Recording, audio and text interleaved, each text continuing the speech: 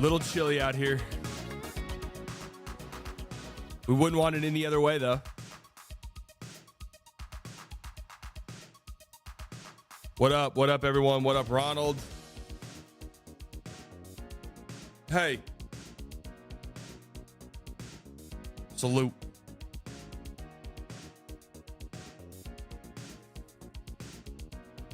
Hairline's looking good.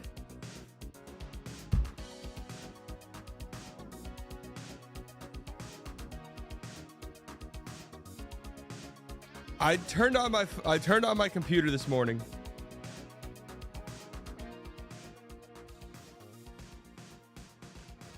I see in my bottom right 10 inches of snow expected. Is that right? That can't be right. 10 inches?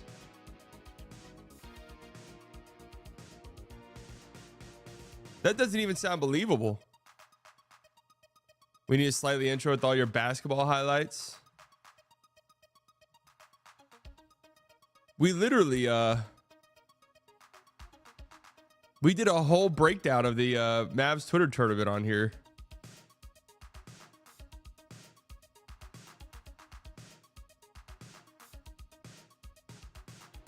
Slightly won't need a ruler to measure that. You're damn right. You're damn right. Pistol Pete. What are we talking about? Pistol Pete.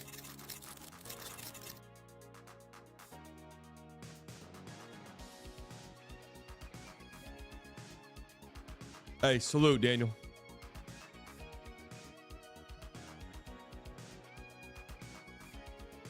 No, from what I could tell, I like to follow the weather. You guys know this. I've mentioned this. In another life, I'm a meteorologist. It's what I wanted to be when I was young. I don't really follow it that much. I don't know a lot of the stuff, but there's been some people out there who think it depends on the temperature, but if the temperature's in the right spot, Dallas could get fucked.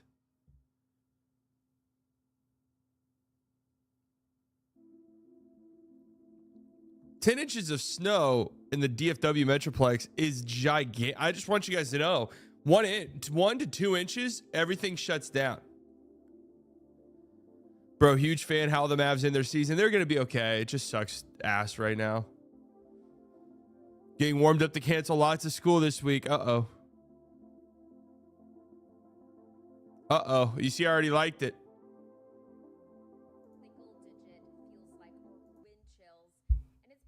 Widespread freezing temperatures and a strong north wind gusting up to 35 miles per hour. That's what's bringing the wind chill into the single digits. A cold weather advisory is in place as a result until 10.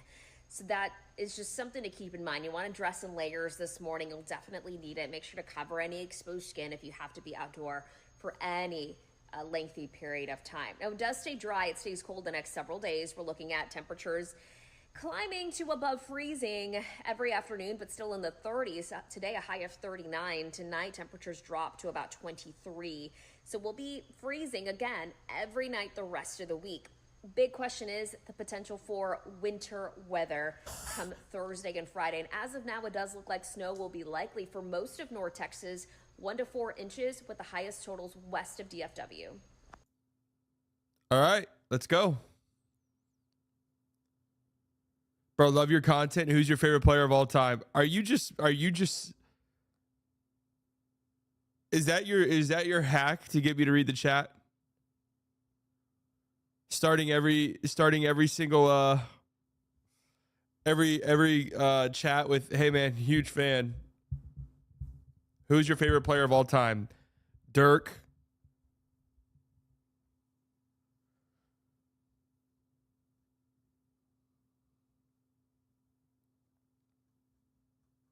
Let's go. Hey, I'm manifesting a good day today because it started out poorly. My car's not starting. It's been kind of sputtering whenever I turn it on lately. So I was unfortunately kind of bracing for it. I was going to take it up tomorrow. And I think the cold weather has led to it not starting at all. I'm not a car person in the fucking slightest. Sounds like a battery / alternator issue. Yeah, I got a little charger, little jump kit that after this is over, I'm gonna go see if I can. You got a leaky spark tube, yeah. I'm gonna go see if I can start it up that way. But if not, fucking gotta get. You can call up a tow guy. They're just a pain in the ass. It's the last thing I want. Blinker fluid. I didn't even think about that. That could be it. Last thing I need right now is to spend hundreds of dollars. You know what? That might cause. I do have the slightly shirts. Maybe those will go on sale the next couple days. It makes a sputtering noise when you turn. It does all the other stuff you want a battery to do. Okay, the car, when you put the key in, it beeps. All when you turn it once, all the shit turns on. No, it doesn't do like the. It doesn't do that. It's like very slow to start. The engine like sputters whenever you turn it on.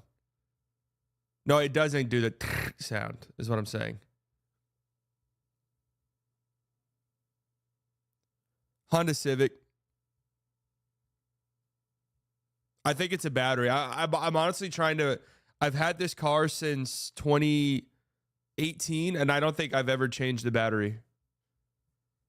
No, how long do batteries last? Isn't it like 7 years? Does that sound right?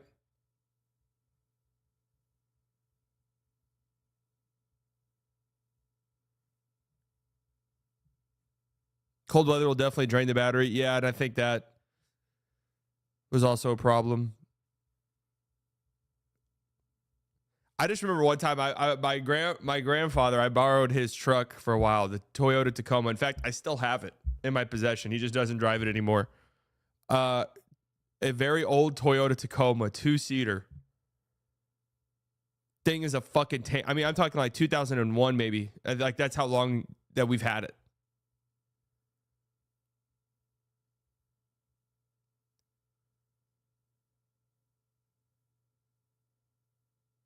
Definitely the battery. Take it to get checked out before getting it towed. No, I mean, it doesn't turn on. How can I buy an Unblocked Slightly shirt? I might reopen the. I'm gonna reopen the merch shop soon. Yeah, I'll drag it. I need to. You know, if I can't drive to the gym, I'll just get my workout in by just dragging it. Oh, take the battery out. They come out. And then I got to go and put it back in. Guys, I need you to understand. The way I feel about cars is very similar to the way I feel about computers. Where, hey, if I got to pay an extra $100 for me to not have to do some of this shit, that's exactly what I'm going to do.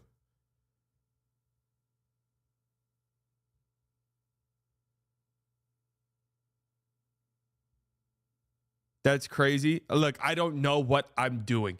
So I look at it more as like a risk assessment thing where the likelihood that I fuck something up and turn maybe a $200 problem into a $2,000 problem feels high to me.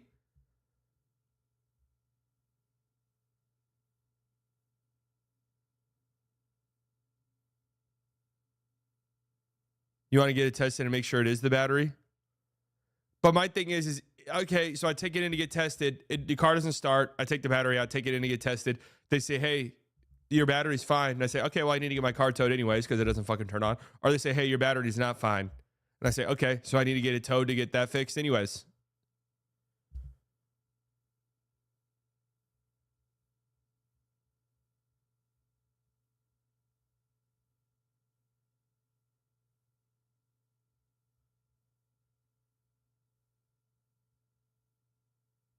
You just take the battery out and bring it to the store. Yeah, but what I'm saying is, I have a jump kit, guys. I have a little jumper kit.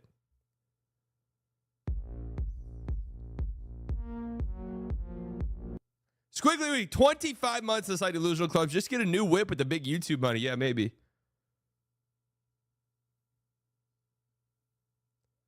No, I just buy a new battery if the ladder, and then I just put it in.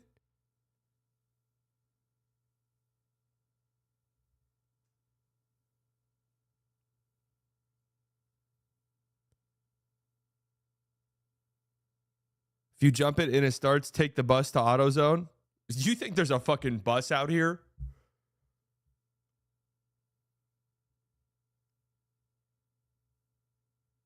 You can do it. It's really easy.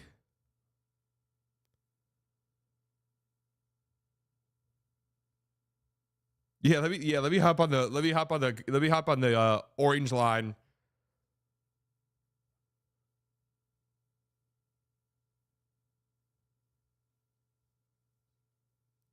You can change the battery on a Civic. Do not fear. All right.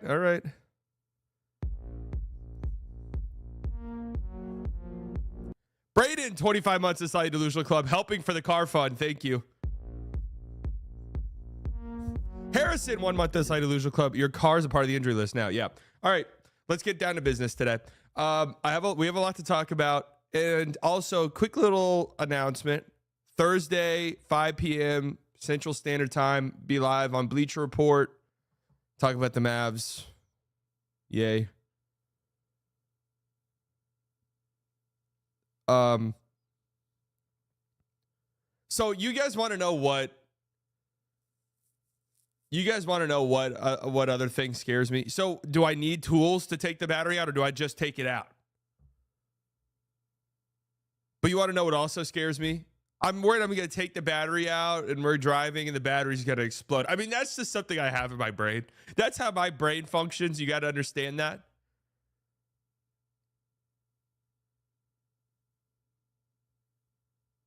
Squiggly is gifted 5 memberships. Typically just a screwdriver, just some pliers, a saw. Do I need a power saw?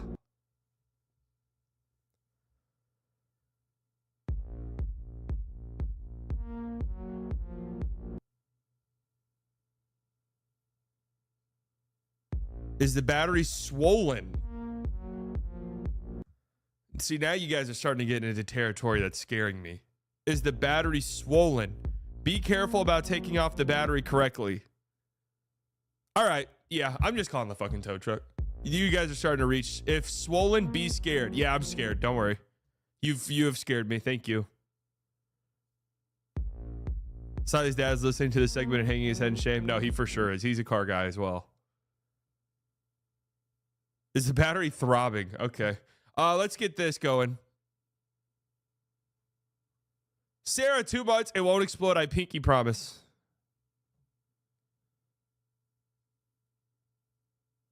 Brother, I've worked at a body shop for almost 20 years. You'll probably need a 10 millimeter socket and a ratchet or wrench. So this is like Googling your headache pain and seeing cancer. Yeah, I do that too.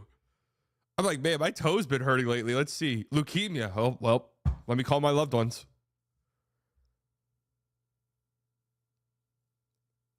I think it's AAA How many AAA batteries do I need? I got about 20 or so in a Ziploc baggie. Could that get me to an AutoZone?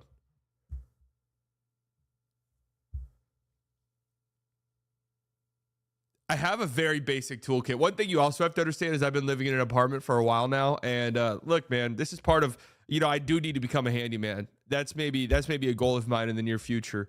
But the reality is I've lived in an apartment so long, dude. And not only that, this apartment complex wants you to call them to change your air filter, which, fuck, I just not realized. I don't know the last time I did that. That just clicked in my brain. But I do have one of those like 3 to 4 month long air filters. Change your air filter. They want to change the air filter themselves, and they want to change light bulbs themselves. Yes.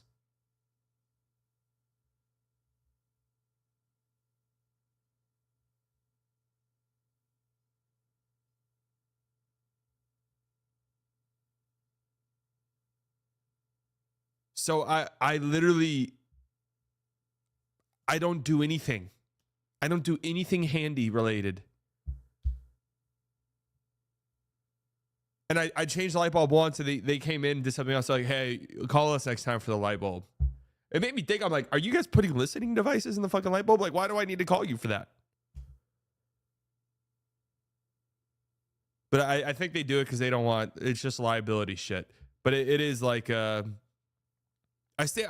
will say though, it's more so for the for the ones that are like you have to screw off because it's not. I don't know how to fucking describe it. My dumb ass one time did try to change one of the ones that is like attached to the ceiling, and it fell off and was dangling from the ceiling with exposed wires everywhere. So that's probably why. Paul with the 5 gifted.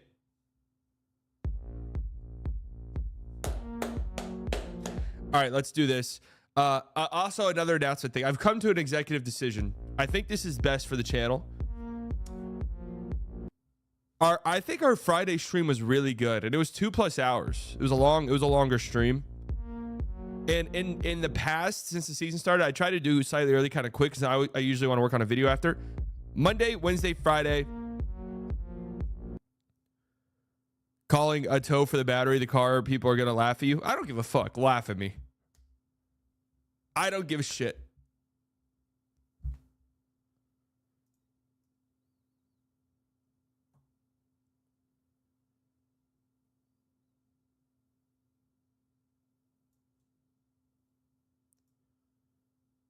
Laugh all you want. No, I'm not taking away slightly early. The opposite, in fact. So instead of like trying to push out 10-minute videos and stuff like that on Monday, Wednesday, Friday, because we're back now. We're like this week, we are back. We're back to business. I'm already working on a video. I think Monday, Wednesday, Friday, we're just gonna stream. We're gonna stream for as long as we fucking want. And then Tuesday, Thursday, maybe once on the weekends, I want to do like a more longer video that's not as topical. So, but I will say, tomorrow I'm working on a video. We're gonna talk about the Thunder here in a bit, about Cam Johnson, because it makes the most sense. It's right in front of our faces. It's right there. Cam Johnson going to the Thunder. Yeah.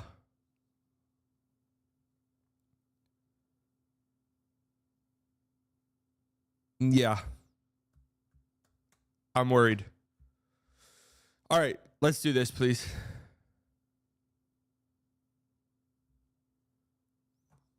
Can you answer 10 straight? Was there a Sunday night football game last night? There was, and the Detroit Lions won. Okay. We knew that was going to be question number 1. Which of these MLB teams has won more World Series, Tigers or Cardinals? Fuck.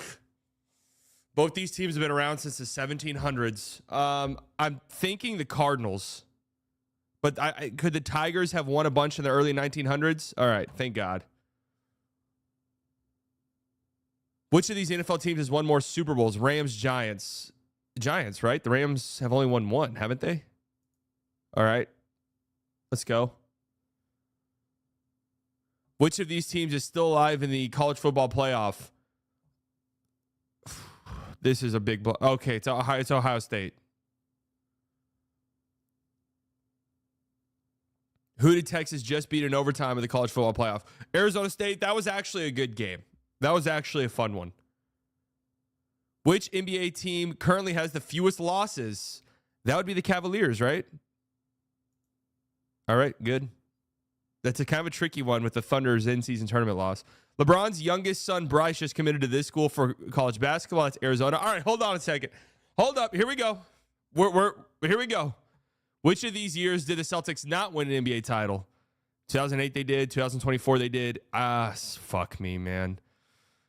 85-65. Was 85 a Lakers year? Jesus Christ. In what year did pitchers stop hitting in the National League? Oh, was that 21? It was right after COVID, wasn't it? I think it was 2021. No!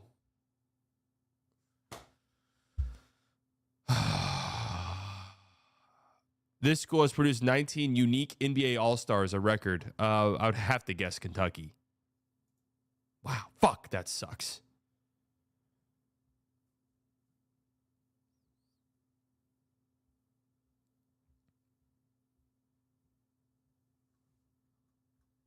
Those are so lame to me.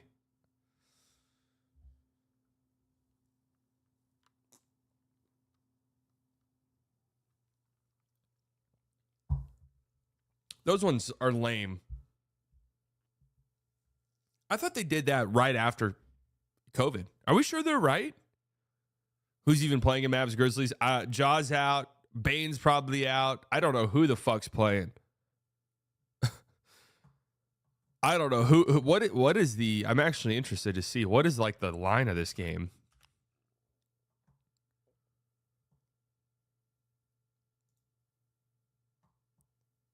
Like, what does Vegas think's going to happen? The Mavs are 4.5-point underdogs. Luke Kennard out. Santi Aldama out. Ja Morant out. Bane, game time decision, but I don't know if he's going to play or not. Kyrie out. Luka out.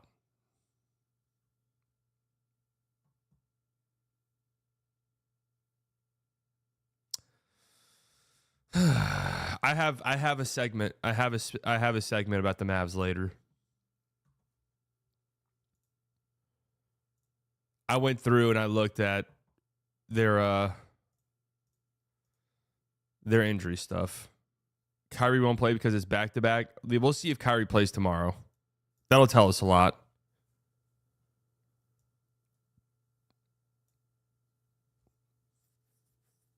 Najee Marshall will be back.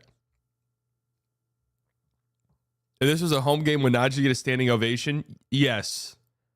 That's assuming all of the people who just got off of a happy hour at work and have, their boss gave them free tickets, even know who Najee Marshall is. But yes. They would see other people standing up, and then they would stand up as well. You made free Najee bracelets. Nice. I love that.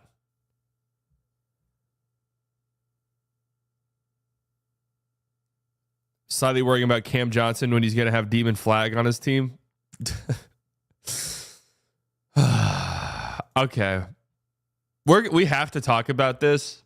The Fox News lawsuit. But I'm admittedly kind of worried to talk about it. Or the Fox Sports lawsuit. Sorry, not Fox News. There's probably plenty of those, but we have to discuss it. There's a lot of shit in it. Do we really need to? I do think so. It's sports related. It covers a big area of interest for me, which is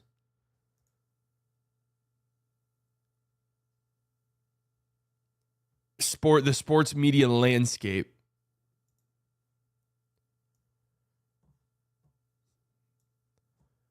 Are you about to hire Joy Taylor? I'm about to hire Skip Bayless. $1.5 million? Hey, I'm having car problems. $1.5 million? Sure.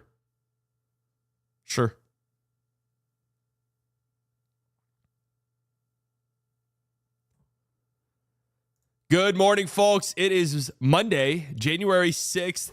Where were you last January 6th, 2021? 10 a.m. Central Standard Time, right on the dot. It is frigid outside in beautiful Dallas, Texas. And we are a few days away, potentially, from a huge snow event that will actually probably, not joking around, probably cripple the infrastructure of this city. But we are a few days away from that. Right now, we got a good amount of stuff to talk about. Locked On Mavs was coping hard. You do know they're screwed, right? What do you mean? Locked On Mavs was coping hard. So I did see some of the fan fiction about me. I don't know what's going on that side of the Twitter sphere lately, but they've been tweeting about me a lot. I don't really understand it. But some paranoid delusions that I've said things I've never said, that I was excited about Luka being out when I told everybody that this shit was going to be bad for the Mavs. We're going to talk about them later on, though. And like this, Proud Vet in the chat, Locked On Mavs is coping hard. You do know they're screwed, right? I thought that it was going to be pretty bad with no Luka. I did think it was going to be pretty bad. That's what I was warning about. Slightly, what rank are you now in Rivals? So I didn't play Rivals for a while, but on Friday night, I played Rivals for quite a bit. And had a lot of fun. I didn't play any rank though, but we're working on it.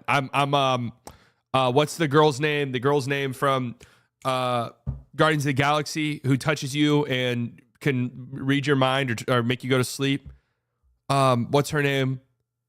Mantis. Yes, that's who I play as. And I'm a monster. I'm a monster.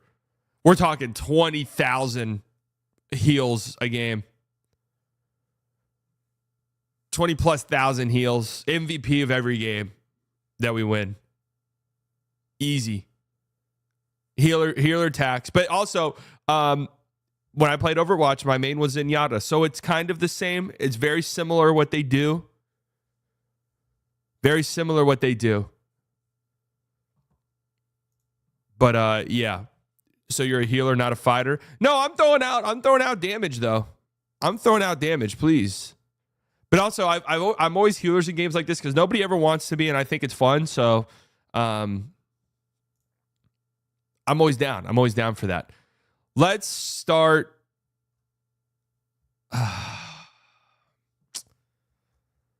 Let's start with this. I think we have to talk about the Fox Sports lawsuit that is currently gripping the nation. There's a lot to be said about this. We have to start by acknowledging that this is a lawsuit. There's allegations here. Of course, a lawsuit in a civil court, the burden of proof is much different than a criminal court. We do have to talk about that. We have to mention that. But man alive, this lawsuit was batshit crazy, man. I don't know what to make of some of this stuff. Now, I have to say, I don't watch any Fox Sports shit. So I looked into this and I was like, is Joy Taylor still at the network? I knew that Skip Bayless wasn't there. If you were here on Friday when we did our 2025 goals and predictions, one of my predictions was Stephen A. Smith was going to leave ESPN for greener pastures, and they were going to beg Skip Bayless to come back to sort of help carry their network in this little transition period they would be on. I'm not sure that's going to be the case any longer, but I looked up. I was like, is Joy Taylor still with the network? Because honestly, I don't know. Am I wrong? She's on a show called Speak. Is that the name of the fucking show?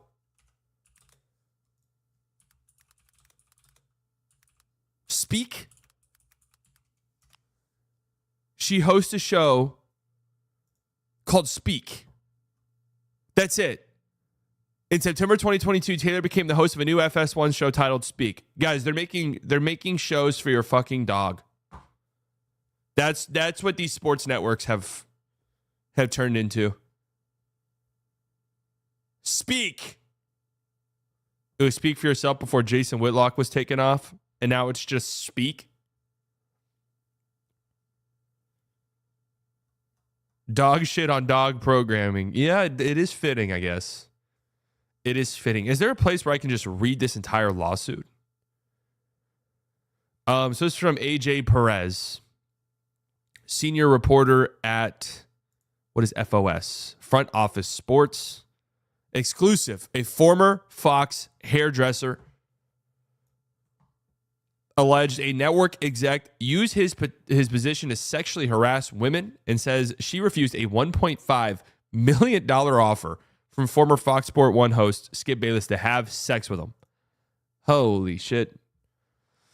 This is a bombshell, folks. This is a bombshell of the highest order. 42-page lawsuit. Should we read all of it here on stream together as one big happy family? Hey, guys, you don't need to be popping up things every single second that I'm trying to scroll your page, okay? Thank you, though. Only show on FS I watch rarely is First Things First. Never. I have never. I don't think I've ever watched a Fox Sports 1 show. A former Fox Sports hairstylist, this is an article written by AJ Perez and Michael McCarthy.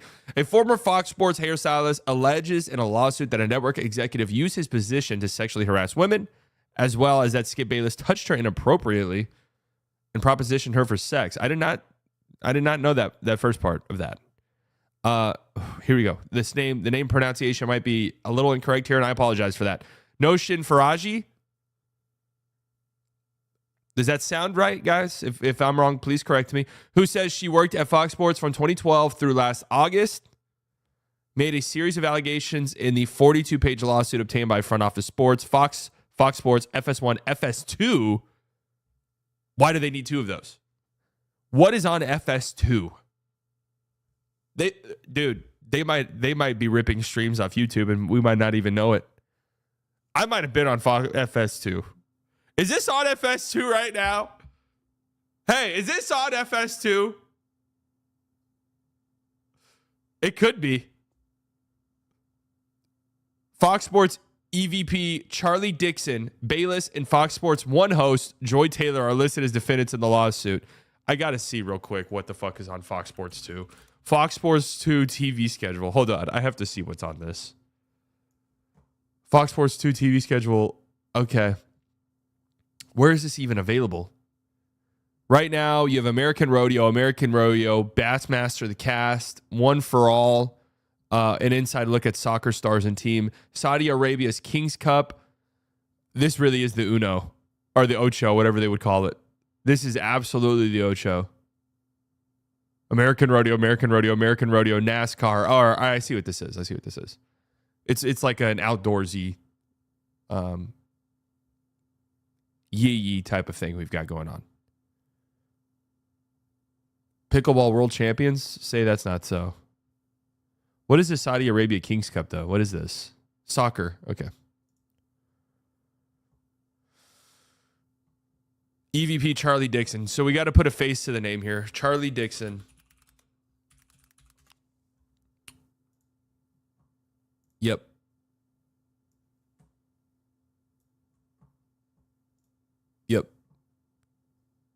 Demon time. The season 1 Rivals trailer dropped 5 minutes ago. All right.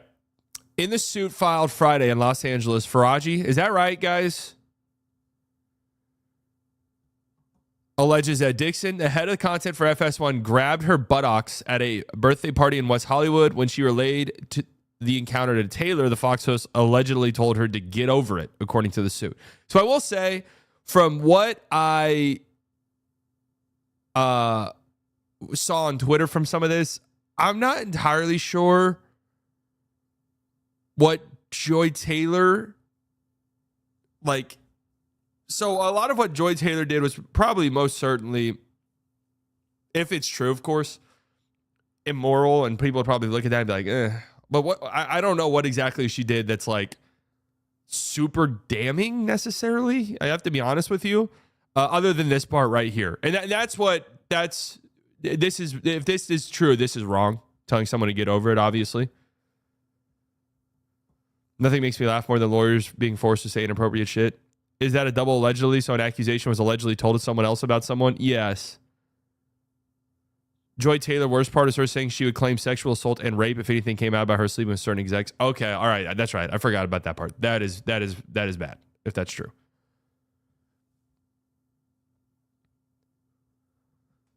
Which there is real shit in this lawsuit, which I thought the Joy Taylor part kind of took a lot of the attention away from. The lawsuit seeks class action status on behalf of Faraji and other non-exempt Fox employees working in California over the past 4 years. Faraji seeks unspecified monetary damages in a jury trial.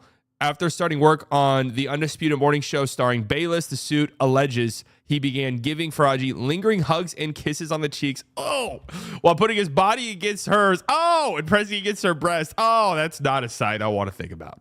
The single mother alleges she repeatedly told Bayless she was not interested in him and did not date at work. She also claims she told Bayless she was suffering from ovarian cancer after developing issues with her left ovary in an effort to halt his advances.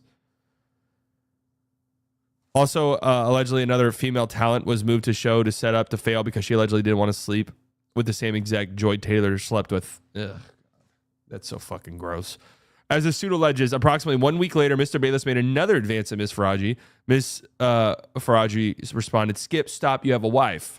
Mr. Bayless responded, "Aren't you Muslim? Doesn't your dad have 3 to 4 wives?" Ms. Faraji responded that her father was dead. And when Mr. Bayless looked taken aback, she made an excuse to leave. Wow. I mean, this is one of those things, and I'm not going to lie, the first time I heard this, I let out an exaggerated sort of snort, like one of these, like I laughed a tiny bit, not because it was funny, but because it's one of those things that's so ridiculous. Like if somebody said that and I heard it, it would just be like, I can't believe I just heard that being said. I'm not laughing at what you said. I'm laughing at the fact that it was something that was actually said, if that makes sense. The Muslim thing sounds fake. I closed my eyes and tried to imagine it. I could see it.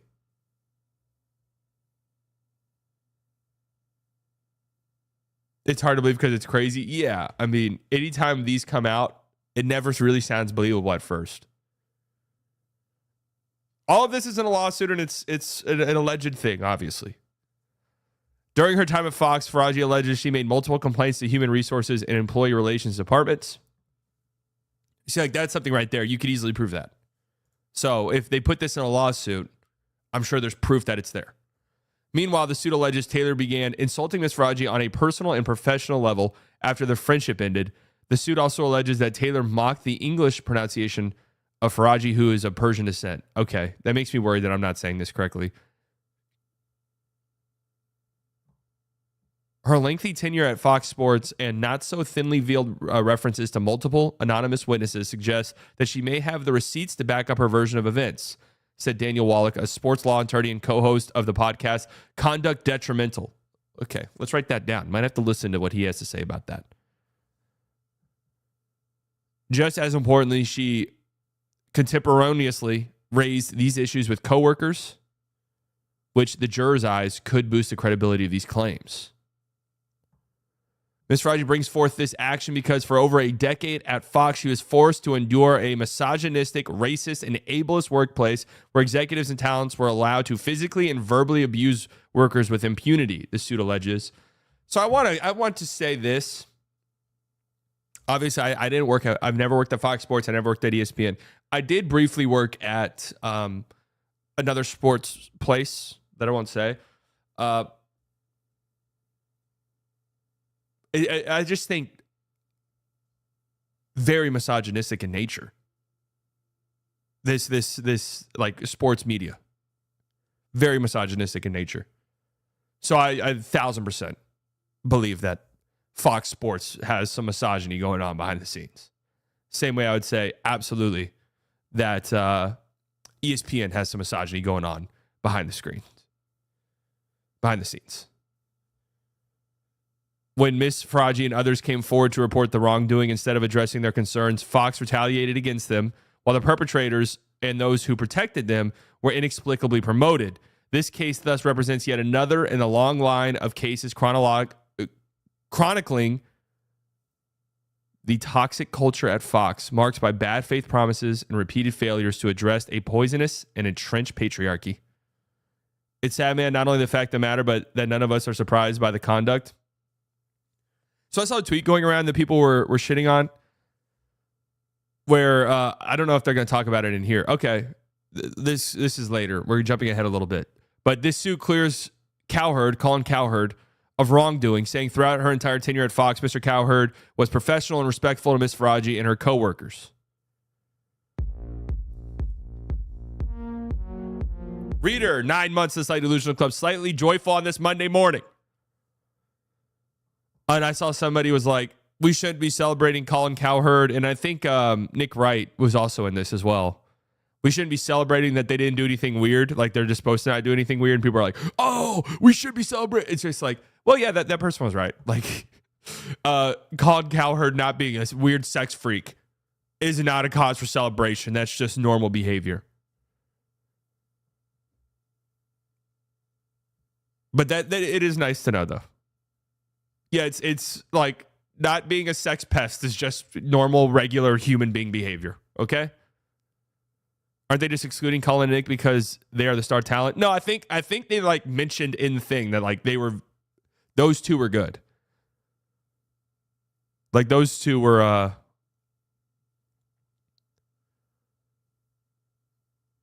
very professional. The worst person you know isn't a bad person. From what I understand, Nick Wright seems like a really fucking cool dude. Like, I don't know. Do I agree with some of his takes? Not really. At the end of the day, there's a sports take. People take this shit so seriously, the sports take aspect of things, where they like actually grow to dislike people because of sporting opinions, which if you ever find yourself in that mix, please take a step back and chill out. Okay? Please take a step back, tone it down a few pegs. Consider the fact that maybe your interest in sports has reached an unhealthy level and maybe readdress it, right?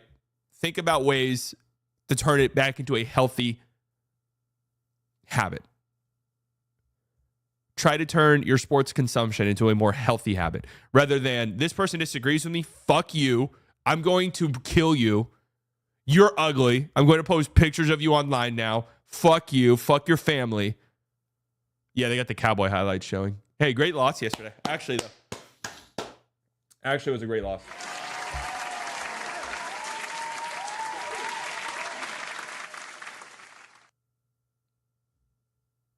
Where were we in this?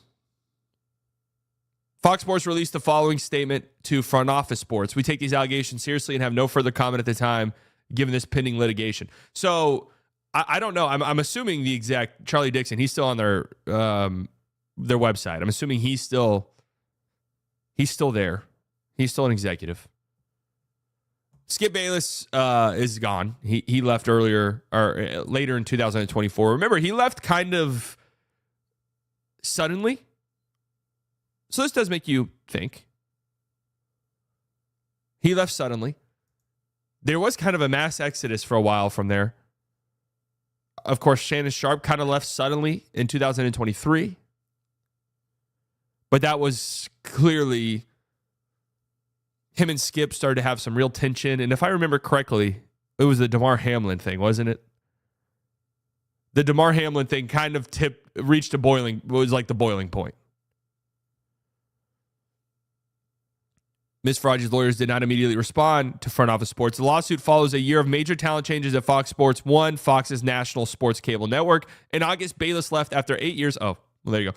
After 8 years as star of the Undisputed Morning Show, his former on-air partner Sharp reached a buyout agreement in 2023 after publicly clashing with Bayless on air. All right, I promise you I did not read this article. After the cancellation of Undisputed, Dixon and Fox Sport 1 management revamped the network's weekday studio lineup this year, launching the new Breakfast Ball. What are these shows? Breakfast Ball. What are these shows, man? They just churn these shits out. They just churn these shows out like they're nothing. Well, I guess it's good afternoon and welcome into Breakfast Ball. What's the name of this guy?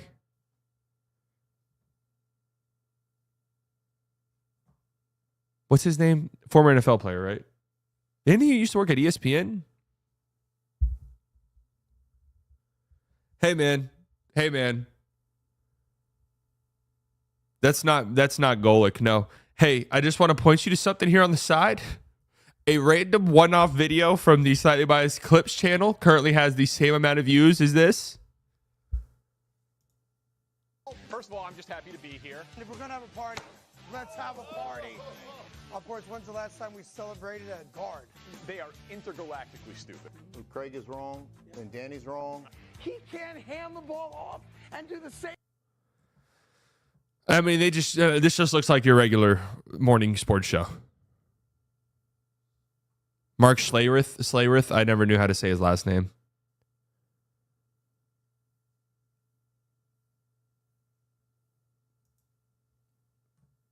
It's ass. Okay. I wouldn't know. I haven't watched. I'm just like, they just churned these fucking shows out. It's hilarious. Breakfast Ball. The Facility. What is The Facility?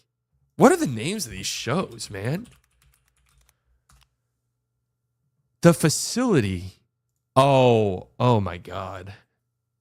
From the athlete's perspective, hosted by Emmanuel Acho. They don't even have him in here, do they? He was somewhat involved in this. Emmanuel Acho, Shady McCoy. I just now realized I have blocked on Twitter. I don't know why. James Jones and Chase Daniel. You couldn't pay me $1 million to watch this show. You couldn't pay me $1 million. It's the military industrial complex naming this shit. The facility. Yeah, I hear that. And I think it's probably 2 former Navy SEALs, Green Berets, who are talking about testosterone for 3.5 hours.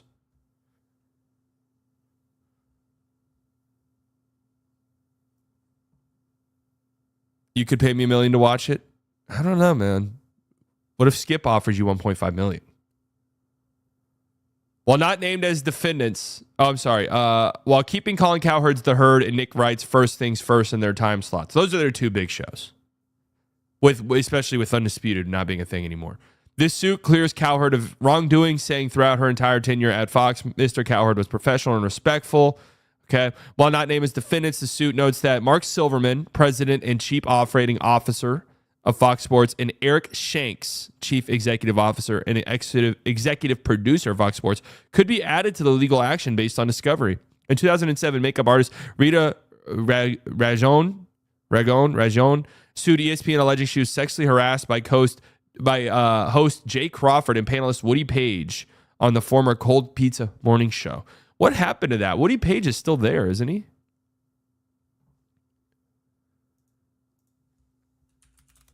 Who's Jay Crawford? Jay Crawford is doing shit on... What is Jay Crawford doing? In 2017, Jamie Cantor, a wardrobe stylist who worked at NFL Network for a decade, claimed in a lawsuit against the NFL-owned outlet that Warren Sapp, Donovan McNabb, Eric Davis, and others sexually harassed her. The former players listed in the lawsuit were fired from their positions at NFL Network before a settlement was reached with Cantor. I do remember that, actually. In 2019, ESPN also reached a settlement with former on-air personality Adrian Lawrence, who alleged she was a victim of unwanted advances from male employees. She also claimed her male ESPN colleagues openly watched pornography to keep scorecards on female employees targeted for sex. What do people got going on?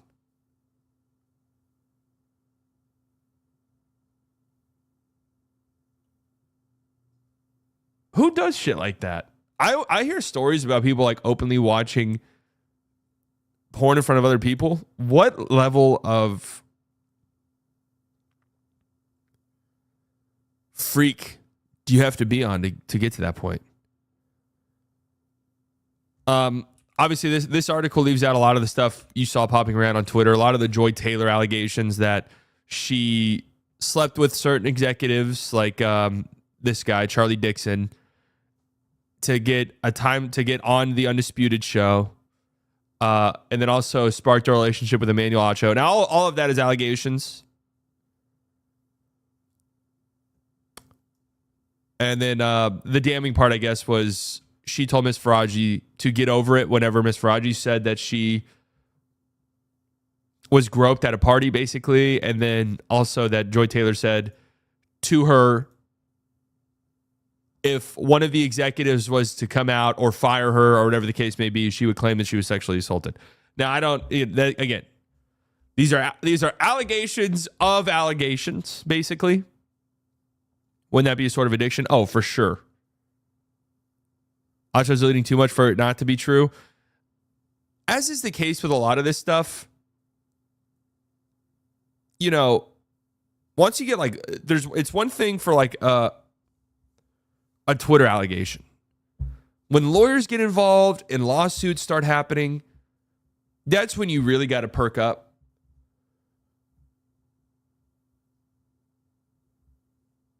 Because that's when there's got to be, you know, there has to be not only truth to it, but probably some proof in there as well, or else a lawyer's not taking the case. So there's a new FS1 coming soon. Breakfast Bald with bald NBA coaches featuring Jason Kidd, Rick Carlisle, Jock Vaughn, and Mike Brown. I would tune in. Absolutely.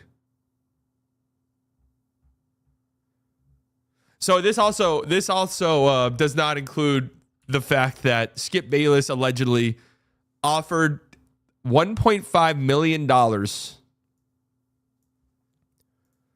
to Miss Faraji to have sexual intercourse with him. $1.5 million.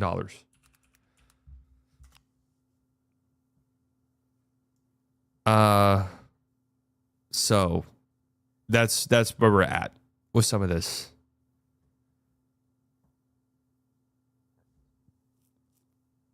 If that report about Joy Taylor trying to seduce Skip Bayless to be on Undisputed and him not wanting her. So, of course, this naturally turned into just Twitter being honestly pretty disgusting, which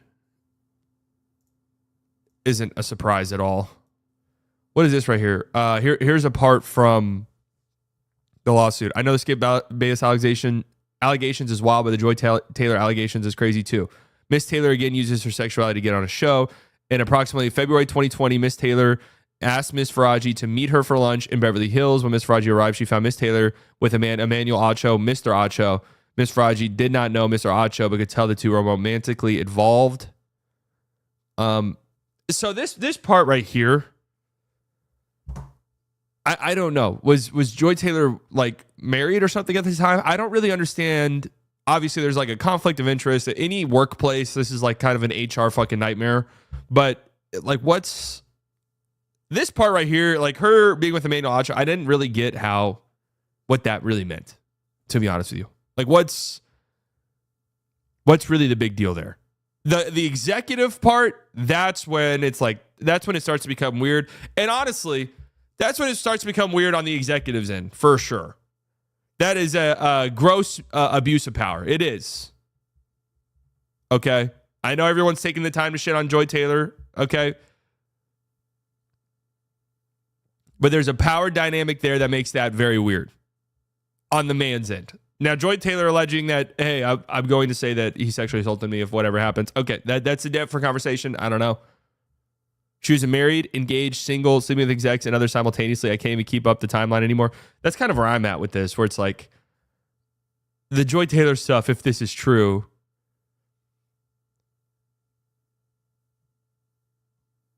Joy Taylor was a bigger figure at FS1 than Acho, though. Yeah, that's what I was thinking too. I was like, what's like the power dynamic of that, where like she's progressing.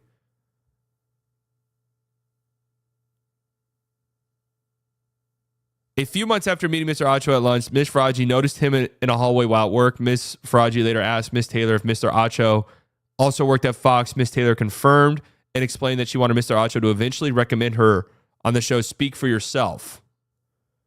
Oh, okay. All right. So this was in 2020. Speak for Yourself, which is now Speak. It's for dogs. They've changed the show. It's a morning sports show for dogs. It's revolutionary. It's ahead of the curve. Fox Sports is on top of it. Miss Faraji became alarmed and warned Miss Taylor that she should probably not sleep with Mr. Dixon and Mr. Acho at the same time, as Mr. Dixon is a very powerful man that may become very angry. Miss Taylor told her not to worry about it. She explained that she was also now powerful, and once Mr. Dixon was no longer useful to her, she would follow through on her plan to tell the company that he forced himself on her. So that's the one right there where that's bad. She hosts Speak, yes, the sports talk show for dogs. Speak. In approximately September 2022, Miss Taylor started to work on Speak. I can't get over this shit. Speak. What are they doing? What on earth are they fucking doing? Approximately, okay. Miss Taylor requested Miss Faraji to do her hair. I can't get over Speak. I cannot get over Speak. And this, of course. So I'll say this. Nobody at all should be surprised by the executive vice president of content, if this is true. Nobody at all should be surprised by somebody who is in a position like this, using their position to be a little fucking sleazy. It happens in every single work environment that there is. And it's very strange. obviously. Once that power dynamic is introduced, that's when you start to get into weird territory. 100%. You can pretend that's not the case, but it is.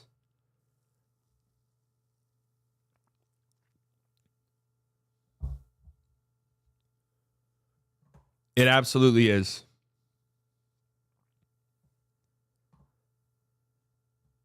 Charlie Dixon. Woman jump on opportunity to get ahead. Stop pretending like they're being forced.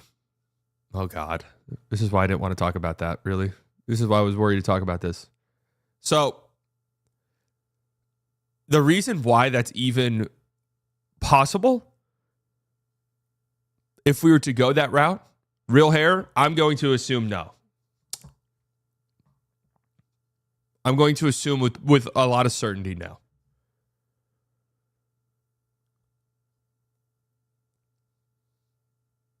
Definitely a toupee. But, man, and this is also true. Like, there's it's true on the opposite side. Like, women can abuse this as well. But men being in a position of power, or really any person in a position of power, using that power as a tool to make sexual advancements on people who are looking to move up at a company or whatever the case may be. That's weird. That is weird.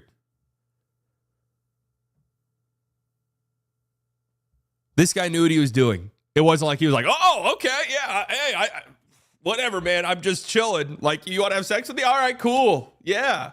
That's not what happened here.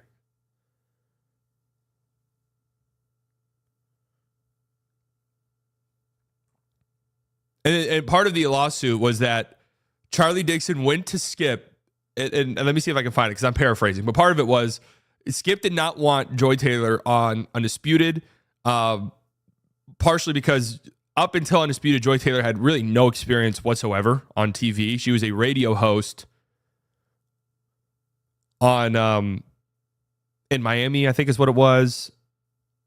And Charlie Dixon wanted Skip Bayless to do him a personal favor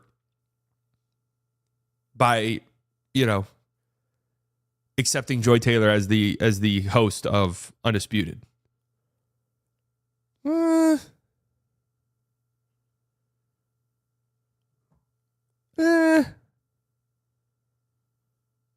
Joy's brother was an NFL player, by the way. Yeah, I mean, I'm not. She used to be the host for Colin Cowherd, and she just started getting her own segments. She basically went from not being on TV at all to being on TV a lot.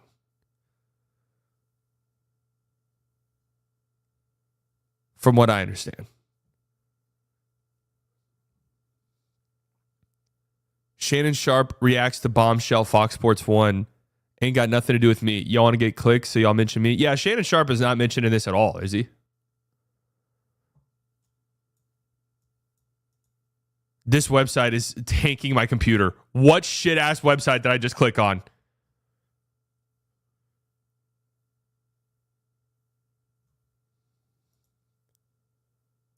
This website is actually taking my computer. There's two different videos auto playing on it. Please close.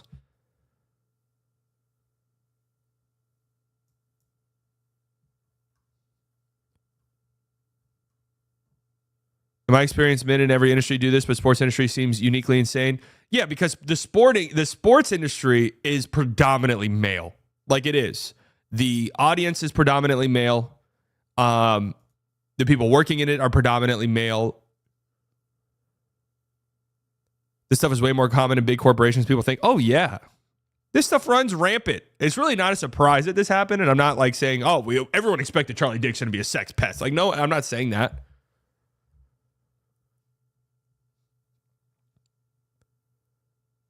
Half of them celebrities got their start through bed, maybe more than half. Nothing new here. Based off of what? Like, what is that based off of?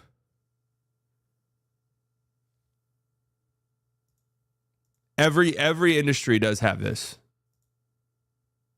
And it's sad and fucked up.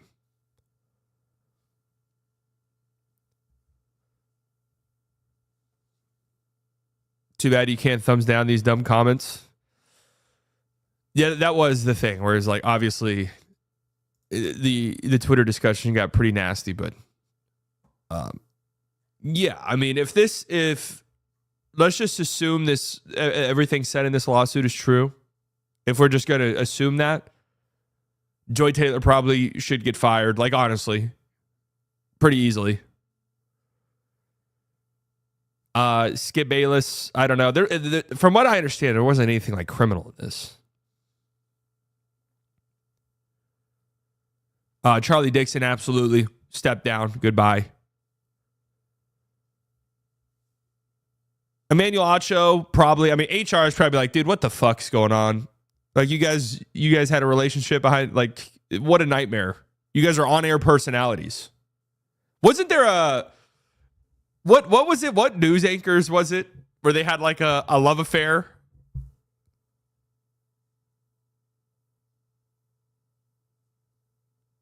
You guys remember what I'm talking about? They were both like married, and so it sounded like a Hallmark movie. They were both married or with somebody else, and they were on it. They like hosted a show together that they ended up falling in love, and then they ended up running away together. It literally sounds like a Hallmark movie, but it happened. So Skip asked to leave with HR knowing this was going to come out, so they slowly say Undisputed was going away. Well, if I remember correctly, this is from somebody who didn't really watch these shows, but Skip Bayless was just like, yo, this is my last show. It just kind of happened. And he said that he had new things coming and be excited. And then guess what? Nothing came. Not even Skip. Because he offered $1.5 million and she said no. Today is my last show on Undisputed. I'm leaving FS1. I've been planning to pursue other opportunities for several months. I had a great 8-year run with a lot of great people at Fox, and now I'm excited for what's coming up. Stay tuned.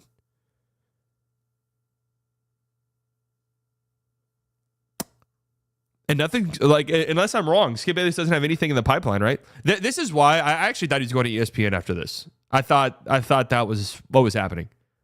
I thought ESPN was going to throw him a bag and they were going to just do First Take. Where Mika Brzezinski and Joe Scarborough were both married and they started their own show, right? Now both married to each other. That might have been it. I don't remember their names, but Skip's show tanked over his beef with Shannon. Yeah, it started when Shannon and him clearly like did not like each other and just maintained a professional relationship, and even that professional relationship started to get very strained.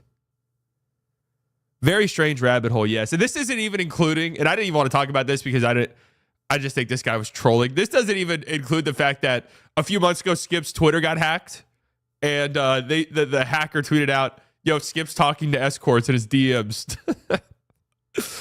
And I didn't even want to talk about that because I don't know. That's probably just a guy trolling. But with this lawsuit, though, that shines a different light on that whole saga. There was also, whenever I was doing some research on this last night, there was also a Skip Bayless cocaine rabbit hole that I was going down a little bit. And there was a guy mentioned in the lawsuit who was like, yeah, the Mike guy like was weird, but they never fired him because he gave everyone cocaine. So this gets talked about a bunch. Like Skip Bayless and Stephen A. Smith are on cocaine. I don't think, and unfortunately, this is coming from a place of experience. I must admit, doing a 3-hour sports talk show, I don't think so, man. I really don't. I don't get coke behavior from those guys. I really don't. I think that they just turn it on. They're natural entertainers and they turn it on. I really doubt that they're regularly doing cocaine before these shows. I don't think sitting down in a chair for 3 hours doing a sports talk show sounds insane.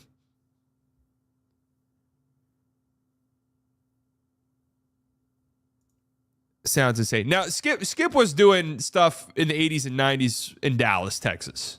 He was covering the Cowboys. Back then, who knows, man? Wouldn't surprise me at all. In the 80s and 90s in Dallas, Texas. I'm not gonna lie though. Sometimes what's the name? What's that guy's name? Russo? Mad Dog Russo?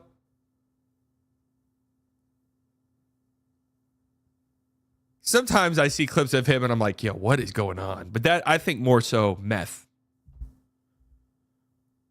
with him. Speed.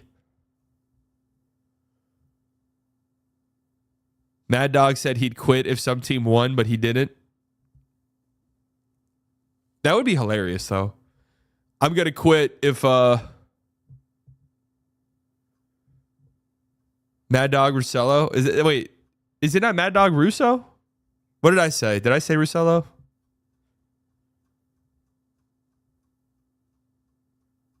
He said he would quit radio if the Rangers won the World Series. The Texas Rangers? Quit, bitch.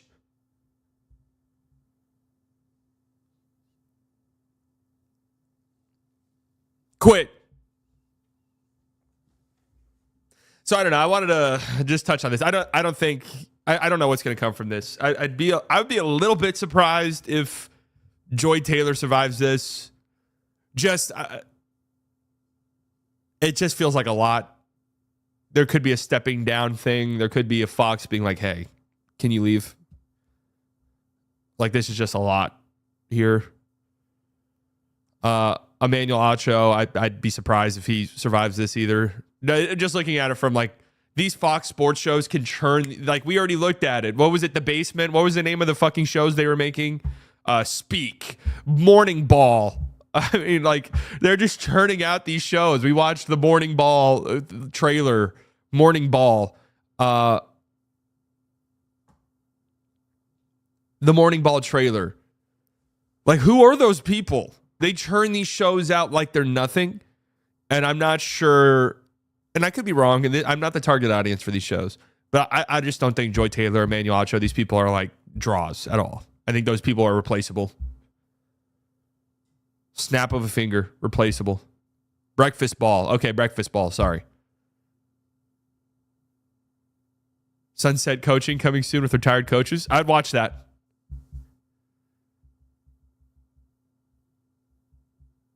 I would not trust a lawsuit that was tailored to exclude specific people. We're just talking about the lawsuit on here. I don't know what's true, what's not true. And we're also just speculating. Like, Skip doesn't have a job currently.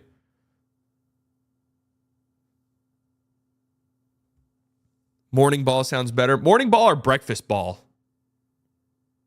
Yeah, Morning Ball does kind of roll off the tongue a little bit more. I mean, neither are good. You know, when slightly early, that's just rolls off the tongue beautifully. Slightly early. Not everyone has the creative juices that I possess, but yeah. Breakfast Ball is also a reference in golf, though, when you fuck up your first shot. Oh, okay. Well, okay, that does make sense. That makes sense then. Breakfast Ball is golf lingo. Okay, all right. That's fair then. That adds some points. I think it's still a bad name, but that does add some points. Speak is inexplicable. Speak, and what was the other one? What was the one that Shady McCoy's on now? The facility, is that what it was called? What are they doing? The fucking facility? Like, I'm starting a new show on my YouTube channel. It's called Sit. It's short for sit down and talk about sports, but I'm just going to name it Sit.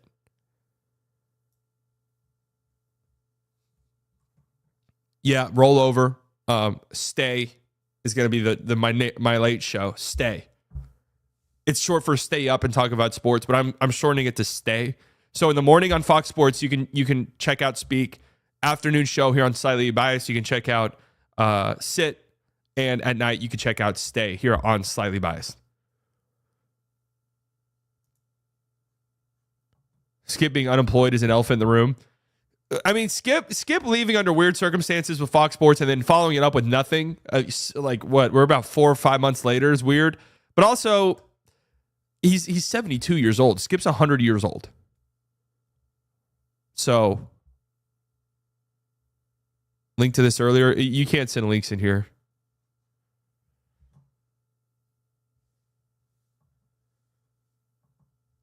You got that dog in you? Yeah, that's our target. That's our target audience.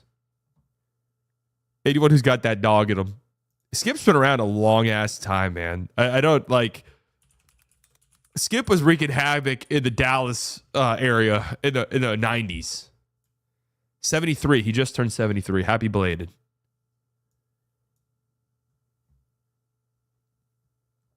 Skip got in a ton of trouble in the 90s for outing Troy Aikman. It's actually kind of insane that Skip survived some of the shit. Oh, Skip Bayless said things are great between him and Troy Aikman after years of discourse. Troy Aikman of NFL and ESPN said he's not gay. Troy Aikman is still mad that sports writer Skip Bayless speculated 16 years ago in a book that the then Dallas Cowboys quarterback might be gay.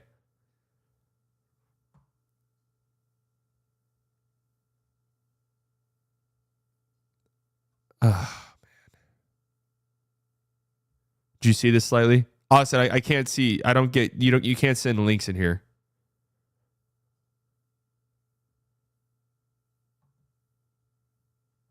More successful Fox Sports attempting to name TV shows or teams attempting to score against OKC defense. All right, let's segue. Great segue. That was that. Let's move on. So, first and foremost, and I don't like doing this, but I'm going to do it. I want to poo-poo the NBA just a tiny bit and say, Adam Silver, you fucked up a little bit here. A great weekend slate of games. Friday night, you had the Knicks and the Thunder. That was a very, very fun, great game. The Thunder obviously are the best team in the NBA, but the Knicks were on a huge winning streak. They've been playing some incredible basketball lately. And that was a really fun game. The Thunder pulled away in the end, but that was a close game. The Knicks played, I thought, really well in that game. Their fans should have felt fine about that. You had that game. You had 2 back-to-back nights, Friday and Saturday. Spurs, Nuggets, Wemby versus Jokic, and holy shit, that lived up to the hype. Both of those games were great. A split. The Spurs won in Denver. Wemby had 35 and 18 in that game. He was awesome. Devin Vassell had a couple posters. Chris Paul was doing Uncle Chris. I love that. I love that they call him that. That is awesome. Uncle Chris. And then Saturday, overtime game, Nuggets, Spurs. Jokic had 46 and 10. Wemby had 20 and 23. Like, incredible. And then yesterday, you had, what was, up until this point, I think, probably the most entertaining and exciting game of the season, like going into it, Thunder Celtics. And it ended up being that. The Thunder gave up 27 fucking points in the second half of the game. None of these games were on national TV. Not a single one. There was not a single nationally televised game, and I don't care about NBA TV. Do they count? I actually didn't know this. Do they count NBA TV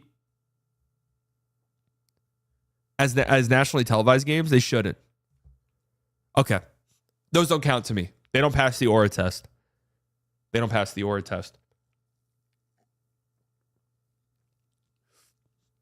Because to their credit, they did flex this Thunder Celtics game onto NBA TV. Why I wasn't there before, I'm not sure. But come on, man. Like, we can't. What did ESPN have going on Friday night? Huh? The Mayonnaise Bowl? Tune in Toledo versus Miami of Ohio in the Mayonnaise Bowl. Like, are you fucking joking?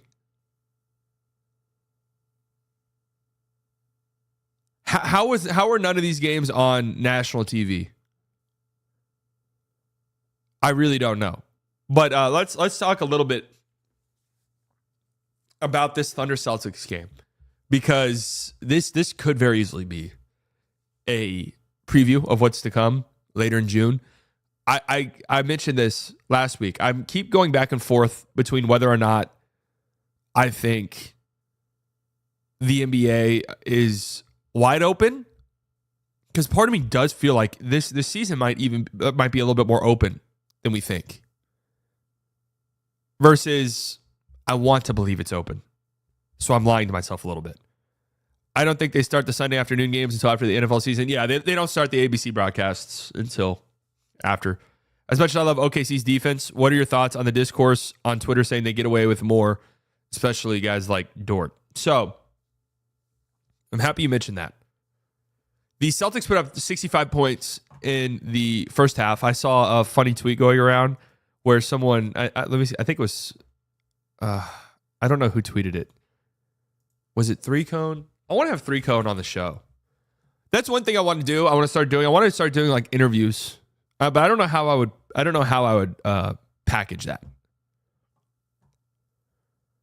Somebody tweeted out a screenshot. It was the Boston Celtics subreddit, and they were like, "We just scored 65 points in the first half. Like, it's the best defense." And then someone replied and said, "The Knicks scored 66 in the first half and lost. Gotta be careful." And then someone replied and said, "Well, we're not the Knicks."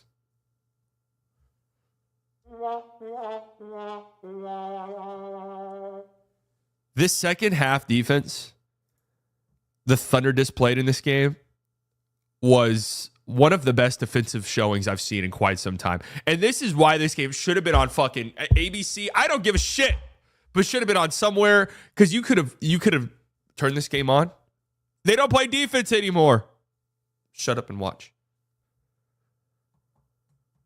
Shut up and watch this game. The Celtics were missing a good amount of threes, right? What did they end up shooting this game? 9 of 46. Like, they missed some shots that they should hit. But the thing is, though, the Thunder make life so difficult for you. You know, they put so much pressure on the ball. They help and recover so incredibly well. They're just all over the court, and it just feels like there's zero breathing space. It feels like they have 7 guys playing defense. Like, that's how it feels whenever you watch teams play. It feels like there's 7 guys on the court for the Thunder at any given time. They run out lineups where there's no bad defenders. Last year it was a little bit different. They would have lineups with Josh Giddey out there. Josh Giddey's not a very good defender, whatever. But they run out lineups where, like, Isaiah Joe's the worst defensive player. Like, they can even throw lineups out there where, truthfully, Shea might be the worst defender on some of these lineups. J-Dub is a monster defensively. Absolutely. Yeah, he wasn't good in this game offensively, and I know that's cause for concern, but J-Dub has been incredible defensively so far this season. So somebody asked in the chat, one of the common things is, well, look how physical they're allowed to play. The refs let them play. The refs let them play. They do play a physical brand of defense, and part of it is, I'm watching these plays back right now on the stream, or watching some of these. I don't see fouls on really any of these. But they play physical. They put so much pressure on the ball that it does look like they maybe get away with some stuff. And it does feel like at times they basically dare the refs to be like, "Are you going to call every foul?" Like, surely you're not going to call every single foul. Every defense does this. When the Mavs had their big defensive peak last year, they were a very physical defense. They pressured the ball. They rotated. They closed off the paint. They contested shots at the rim. There's probably a good amount of things they could have called, but they didn't. Like, that's what good defenses do. And here's just a reminder, is that the Thunder are bottom 5 in opponent free throw rate. They do get called for a lot of fouls. Now, part of that has to do with the fact that, that block by Shea. I mean, holy shit. That chase down block Shea had on Tatum. Insane. But, they're bottom 5 in opponent free throw rate. Part of that has to do with the fact that they are small. And early in this game, I thought I was a little concerned. And this is a concern, I think, if these two were to meet in a series. A little concerned because the Celtics were just, doing the Celtics things, hunting mismatches, setting screens, setting off-ball screens until they get the switches that they want. And KP was just kind of feasting on his smaller mismatches. KP had 19 points on 6 of 12. I'm interested to see what that number was in the first half.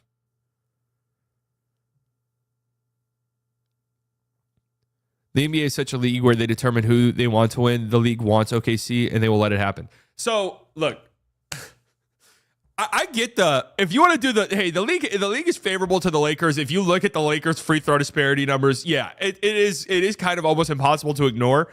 And then if you want to do the league wants the Lakers to win, I'm like, yeah, they probably do. Why? What? Why would the league want OKC to win? That's what I'm trying to get. Are they the smallest market in the league? It's either them or the Pelicans. The smallest market.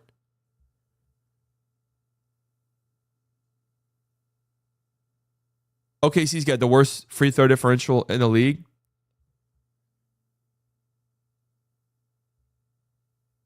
SGA propaganda. But like, they could have already been doing this stuff. SGA's been awesome for like 4 or 5 years.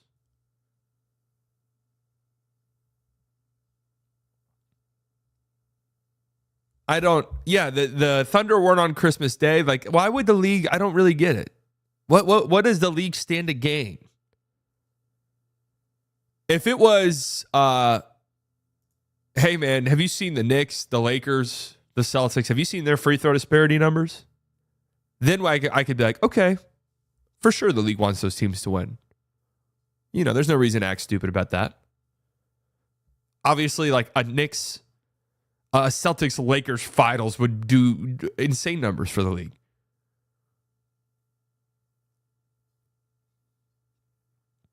I think OKC just does the best job of taking advantage of the increased physical play that the league has started allowing. Yeah, I mean they do have a reputation to fitter in Lou Dort for sure. Does Lou Dort play a very physical brand of basketball where sometimes like, how the fuck did they not call that? Yes, and I want to I clipped this whenever I was watching this game.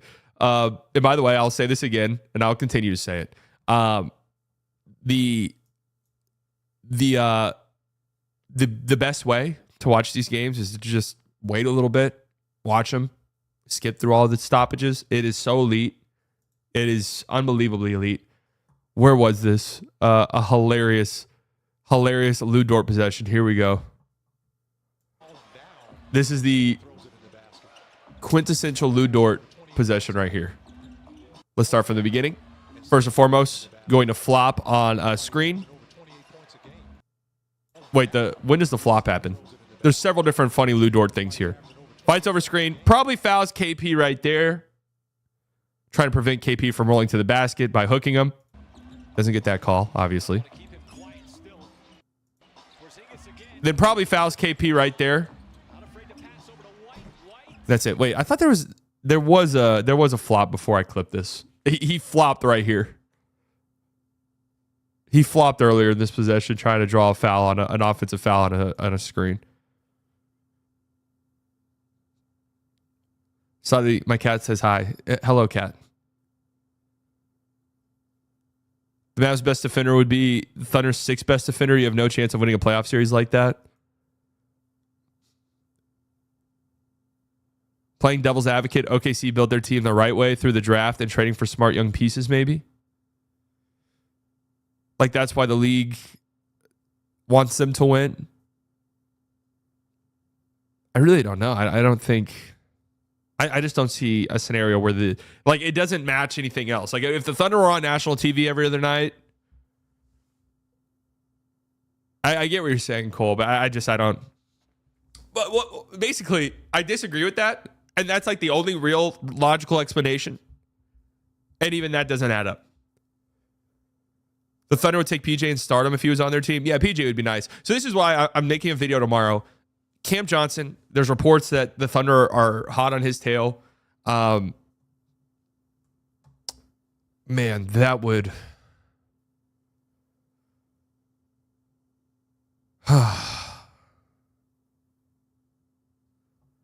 that would be very scary.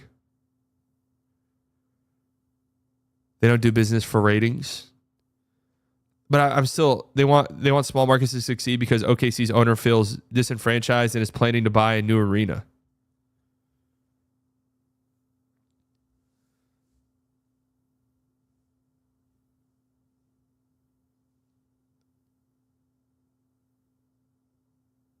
Are you OKC friends scared of a healthy Mavs team? My OKC friend that I talked to quite a bit yesterday did say that the Mavs are by far the biggest threat in the West. Now, of course, we're running into a problem here where the Mavs are injured. We don't know what they're going to look like come April. I don't know.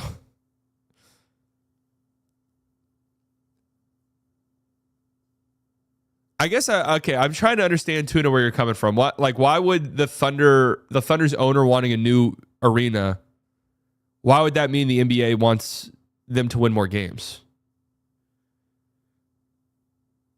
I could maybe see what you're saying if like the Thunder were thinking about selling their franchise soon and the league was sort of like in cahoots with them. Like, I'm just saying from a conspiratorial mindset, the league was in cahoots with them to sort of maybe up their value a bit.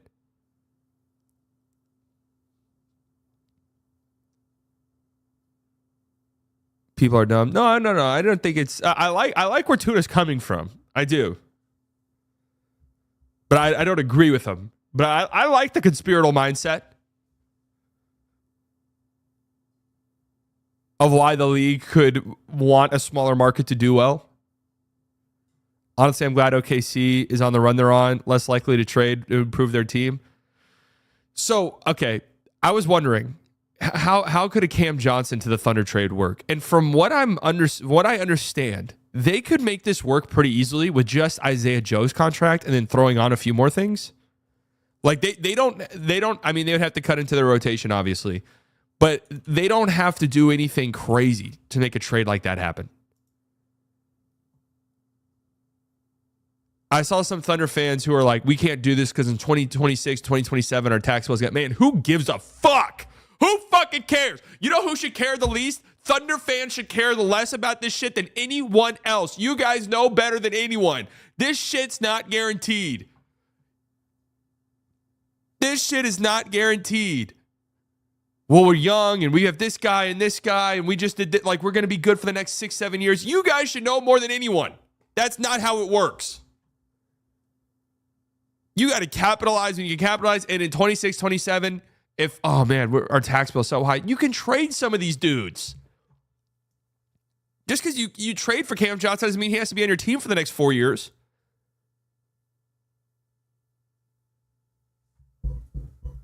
How can OKC have lost the regular in-season tournament yet is on a win streak? Losing the tournament doesn't count. No, actually it doesn't because they lost a championship game and the championship game is the one game of the in-season tournament. That does not count towards your record.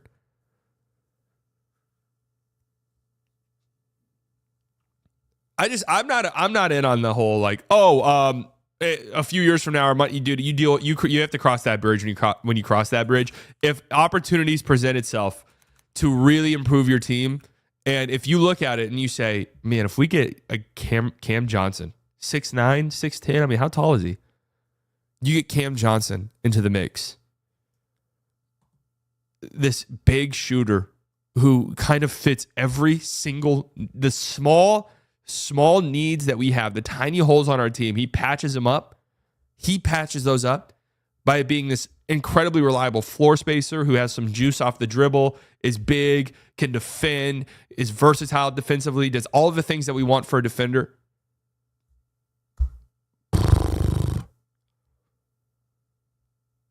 I don't know how the fuck you beat this team. In the West, at least. Admittedly, if they did that, I don't think the Mavs can beat the Thunder. I really don't. No, Cam Johnson is a more than capable defender.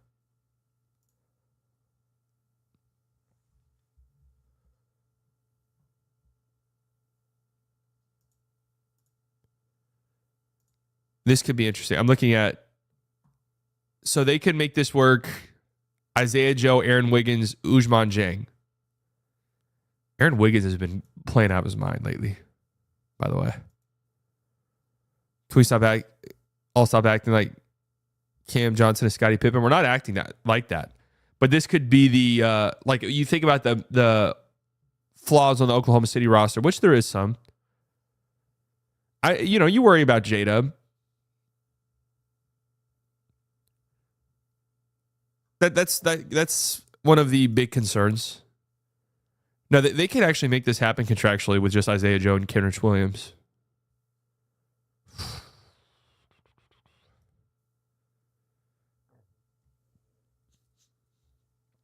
Even in this game, J-Dub 3 of 10. And J-Dub is a sneaky one of these guys where it's like, man, can you stop yelling at the fucking ref and get up the court? Chet's their second best player.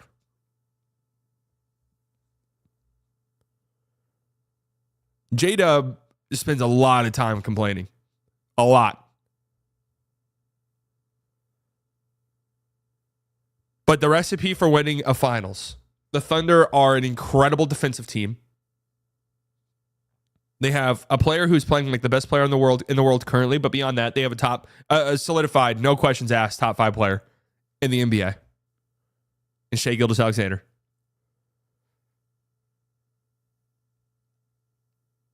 And they just have a bunch of guys. That's really the best way to describe it. They have a bunch of guys. Aaron Wiggins can pop off for 15 points. He's been playing out of his mind lately. Isaiah Joe can pop off, knock down 4 or 5 threes, and completely swing a game. Lu Dort can completely swing a game by his annoying as fuck defense.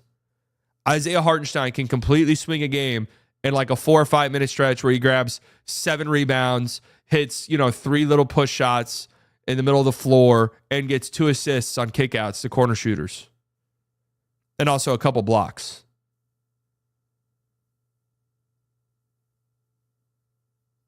They're as good as, they're very real.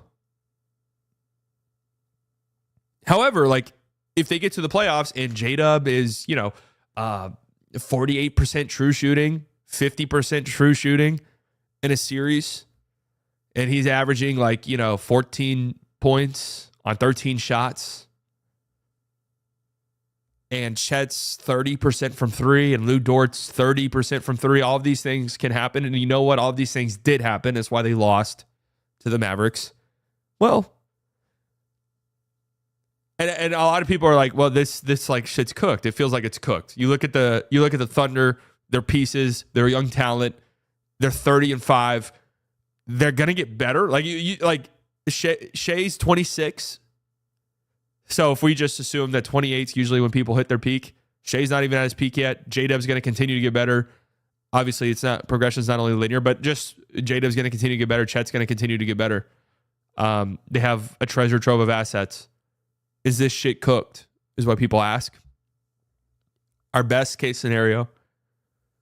The best case scenario is they somehow flame out in the playoffs this year. Where J-Dub does what I said. Chet doesn't shoot well from 3. They struggle from deep. And they overreact and panic in the offseason. That's the way. They overreact and panic and do like a huge trade for KD or some shit.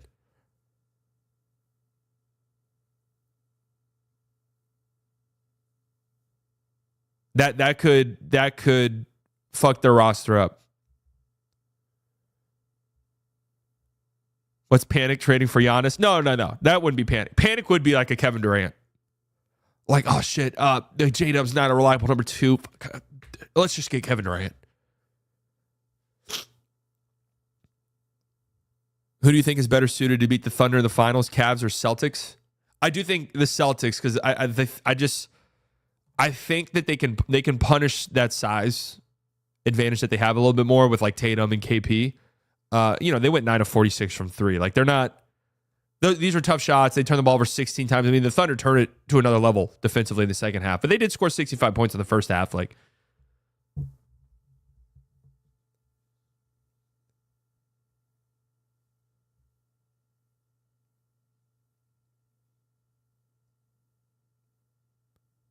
Denver versus OKC in the playoffs. Give me Denver and Joker.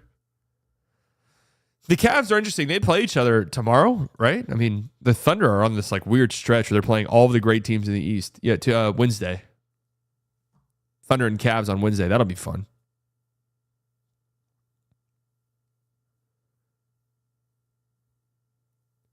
Are we just going to act like OKC versus Denver is the name of the finals like last year we did with Denver? OKC versus Boston? No. I think Boston could get got. I really do. I'm just going to assume they have a switch that they can turn on at any given moment. But there's some stuff with them this year that's like, they feel much more beatable than they did last year. That much is certain. They reached points last year. I was like, how the fuck do you beat this team? And obviously, turns out you couldn't.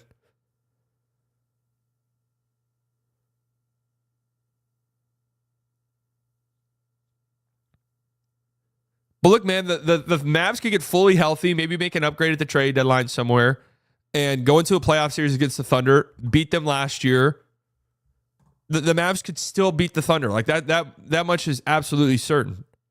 I just worry now about the Mavs' health. That's really it. The Mavs' health is starting to reach this point that it concerns me greatly. The Mavs can easily beat the Thunder, but I'm afraid of the next few years. I mean, I wouldn't say easily, but they definitely could beat the Thunder. We can have some sort of Denver versus Cavs, and everyone will be shocked.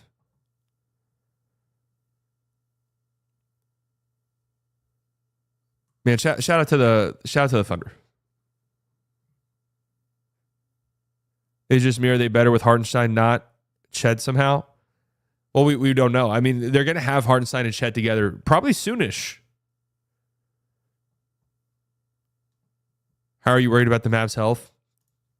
Well, let's segue into that. Would you trade for Butler if they keep PJ and Clay? How does that trade even happen?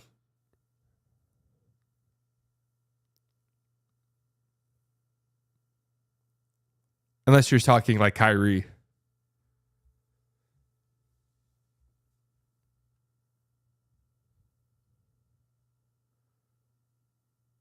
We are not beating the Thunder this year. I don't think Kyrie is injured. I think they are resting him. Okay, so I think they had the norovirus, which would make some sense. Would you talk yourself into Jimmy on the Mavs if it happened? Fuck, dude, I talked myself into Christian Wood. I literally spent that whole offseason saying, I don't fucking want Christian Wood on my team, period. I don't want Christian Wood. I don't want his ass on the team. I don't want him here. Remember, do you guys remember that? I was doing a live stream when that trade happened, and I had just talked about not wanting Christian Wood on the team, and 5 minutes later, he gets traded to the Mavericks. And guess what? I talked myself into that pretty much immediately.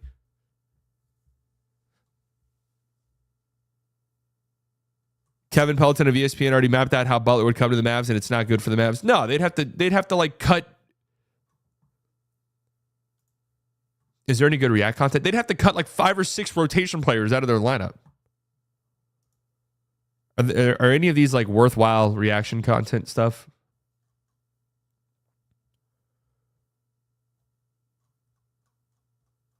Has Seawood even played this year? No, he's been hurt.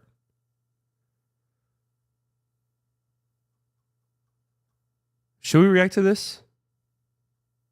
This kind of looks like a fun article. Let me just see right now if Dallas is in this.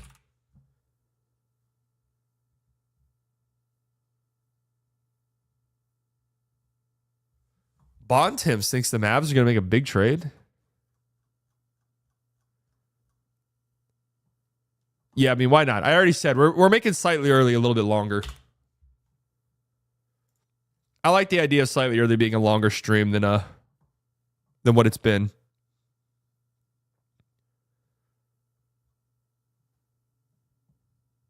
Nico panic move? I really hope not.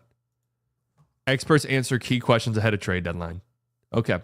What teams need to make a big trade splash to boost its standings? There's no shortage of options here. Yeah, there's no shortage. Which teams need to do this? I mean, let's think about it. What are the Suns going to do? The Suns are my team to watch.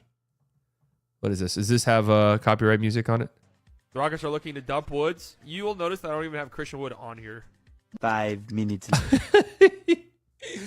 Oh.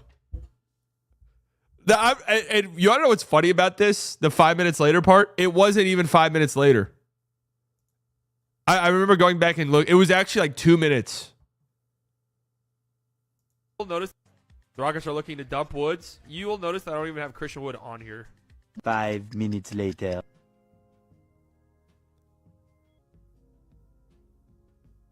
Wait, are you guys fucking kidding me? Dude, holy shit. What was that beard?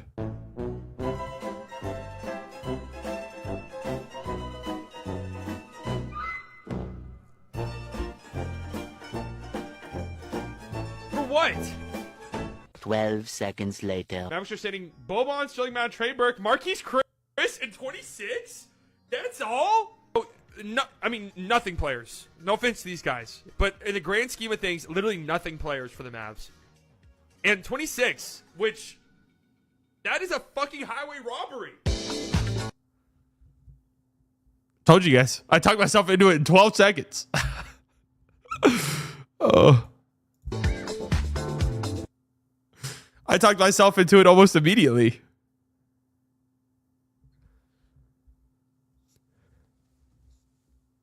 Dude. Did you not hear Ferguson say you will not buy? Hold on. Are you guys fucking... What was the trade package? Dude. Kidding me? What were they rolling out there?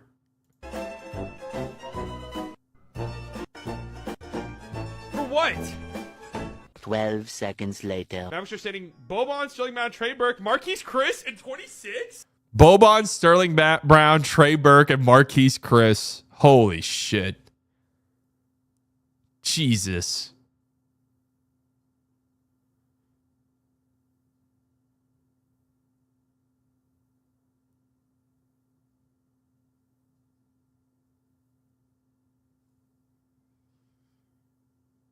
My God. All right. Back to this. Back to regularly scheduled programming.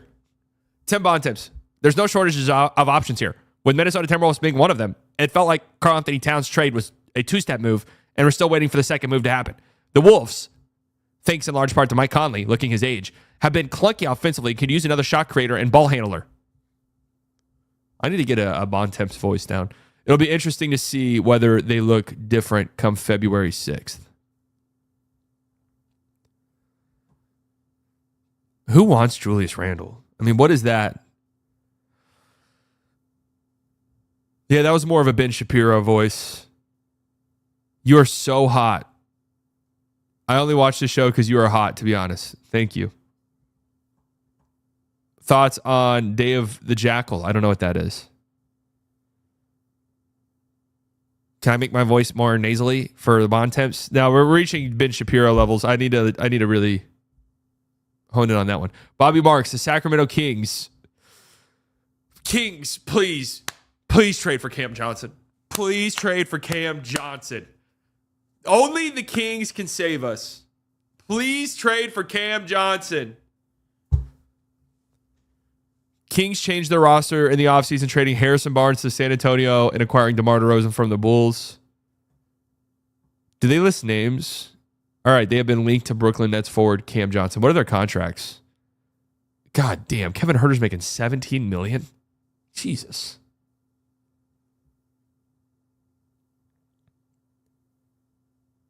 Jeez. The Kings trading for Julius Randle would make for better content, wouldn't it? Oh, God. Golden State Warriors, yeah, they'll be aggressive. Moving Jimmy Butler won't necessarily boost Miami's standings. Are we sure, though? Well, it depends on what they give back. I'm not entirely sure that's true. But it probably needs to jettison the star as soon as possible to prevent distractions that could cause the Heat to slip back in the East. Yeah, I was about to say, they just got their asses handed to them by Bryce Sensabaugh and the Utah Jazz.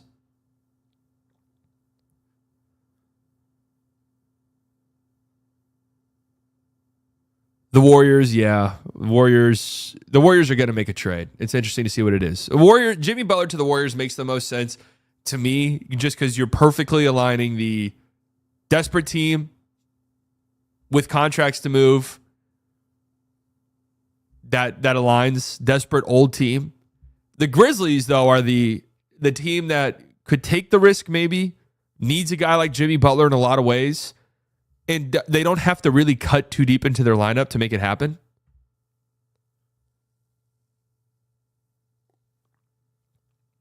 Warriors might be a Cam Johnson team. Yeah, they definitely could be. Was Schroeder the first ever subtraction by addition trade we've ever had? You forgot about the Christian Wood trade we just talked about. Which star other than Jimmy Butler is most likely to be moved at the deadline? Brandon Ingram appears to be the major priority for the New Orleans Pelicans. Yeah, Ingram. Everyone's going to fucking say Ingram. Bontemps, this might not be the fun answer, but I'm going with no one. I kind of agree with him here, actually. Every conversation I've had with scouts, executives, agents, and league personnel for months has been centered around how stiff the trade market is due to the combination of money on teams' books, the lack of draft capital among contenders. This is going to be a big problem. I'm telling you guys this, where there's so many teams that are... Dude, look at this shit. 10 inches of snow on Thursday. 8 to 12 inches of snow expected on Thursday. Like someone said earlier, I won't need a ruler to tell that. I'm sorry, guys.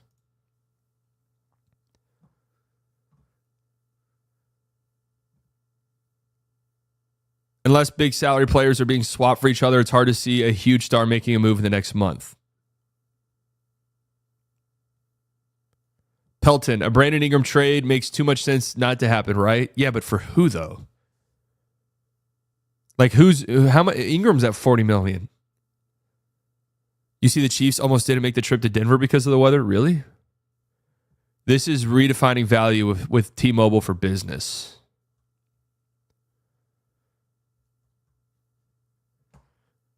As a GM told me after the Dorian Finney-Smith trade to Lakers, expect more singles and doubles, less triples and home runs when it comes to transactions. Yeah, I think that's probably what's going to happen. Brandon Ingram. Okay. Fact or fiction, the Lakers will make another trade before the deadline. Why does this have to have its own fucking section? Fact, though, I expect to be something along the lines of Dorian Finney-Smith deal rather than bigger. Valanciunas. I was just about to say Valanciunas. This one makes Valanciunas. Jonas Valanciunas. Just do it. You can't trade for Butler without including both PJ and Clay. Yeah, dude, the Mavs aren't trading for Jimmy Butler. They're not.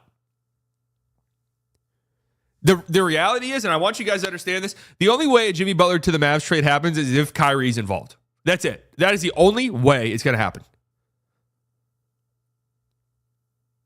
That's it. If the Mavericks end up trading for Jimmy Butler, it's because something very weird happened with Kyrie Irving. That's all. And yeah, you would never do that. Oh yeah, or Luka, which well, I'll talk about the Luka video here in a bit.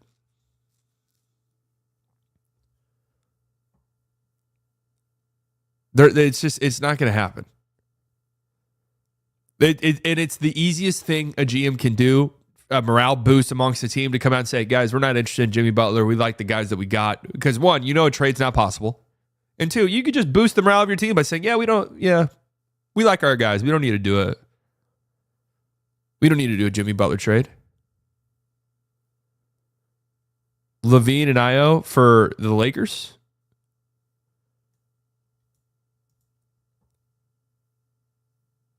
I've seen a lot of Lakers fans like really wanting Walker Kessler. I don't think that's going to happen. In fact, the Lakers have overwhelming financial incentive to trade away Christian Wood and cut their tax bill. Would they add a rotation player in that trade? Okay. The team in the East that will be most improved after the trade deadline is the Philadelphia 76ers. Interesting. Daryl Morey has a history of being aggressive at the trade deadline to improve his team. Several first-round picks and salary. However, none of the teams at the top of the Eastern Conference have a ton of flexibility to make moves. So his answer could easily be the Nets. Interesting. Aren't the Lakers supposedly trying to get Fox? I mean, they're probably trying. What are the Kings at? 4 straight wins now. I'm like, when can the Mavericks play a fucking stretch like this? The Mavericks are walking through this gauntlet. Every week I look at the Mavs schedule and I'm like, how the fuck is it this hard again? The Kings have played the Mavericks with no one. Who else did they beat? The Grizzlies with no one.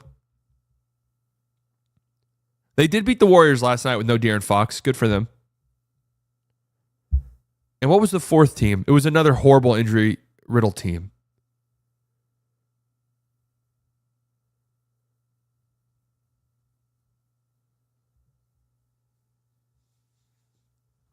It has to be the 76ers. Yeah. The Orlando Magic. The Magic could pass on the trade deadline and still be most improved team on February 6th. Okay. I see what you're doing.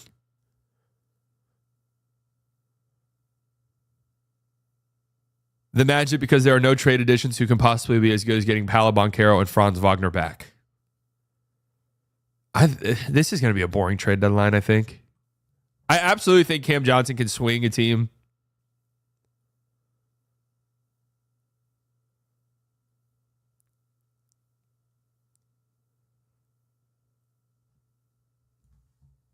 I am interested to see if the Rockets are aggressive, but I don't know. Mavericks Twitter made a joke about the Kings and said they got lucky because they played the 76ers with Paul George. The team in the West that will be most improved after the deadline is the Houston Rockets. And it's a very, very big if they can add another reliable scoring option on the perimeter. Zach LaVine, dude. Zach LaVine on the Rockets would 1,000% change how I feel about them.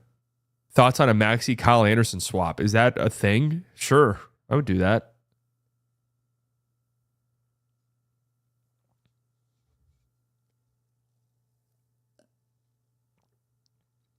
For Jalen Green, yep.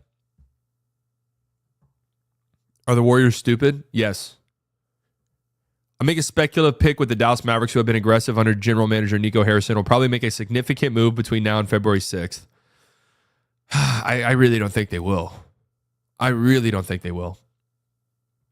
The Memphis Grizzlies. Before the Lakers came in at the last minute, the Grizzlies were positioned to acquire forward Dorian Finney-Smith. Yeah, the Grizzlies are going to make a move. The Jimmy Butler package, it's there. It kind of makes some sense. I said that last year. Did I? Well, hey, maybe I'm wrong. I don't know. I don't know what the landscape of things is, like how to make that trade. How to make a trade happen. What contracts went out in the Gafford trade?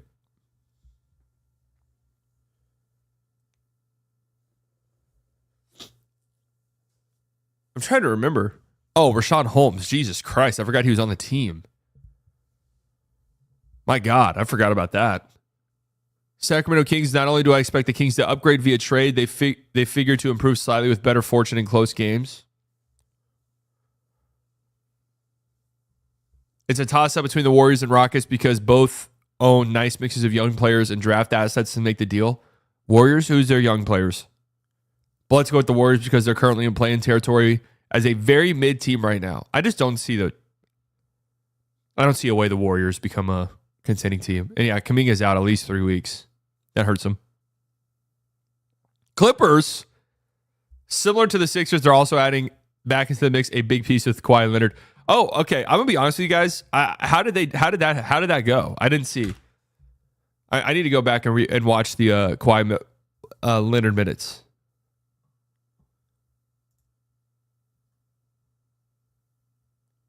Clippers dominated the Hawks. They didn't even have assets. No, they're saying like Kawhi being back is going to be. Kawhi, 19 minutes, 12 points, plus 22. All right.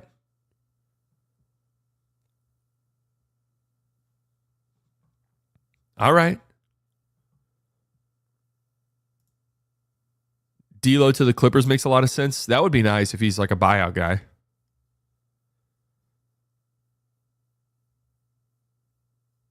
It'd be hilarious if Kawhi got healthy and OKC somehow traded for him. That does not sound like a Thunder thing to do.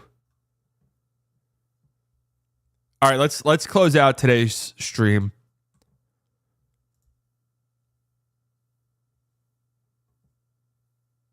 Oh, the Clippers can trade for him? What are the contracts? I'm gonna assume like who are they paying right now?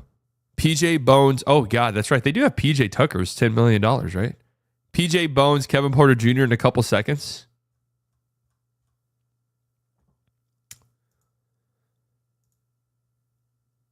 That's pretty interesting. Yeah, I'm going to go over the Mavs stuff right now. So, following the Mavericks' most recent loss,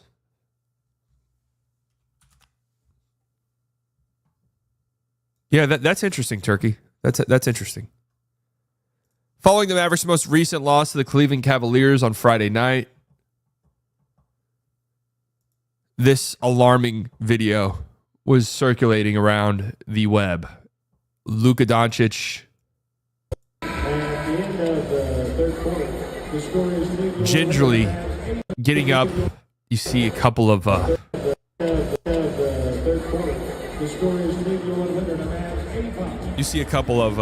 ginger steps. Gets on his scooter and scoots off. People are very concerned about this.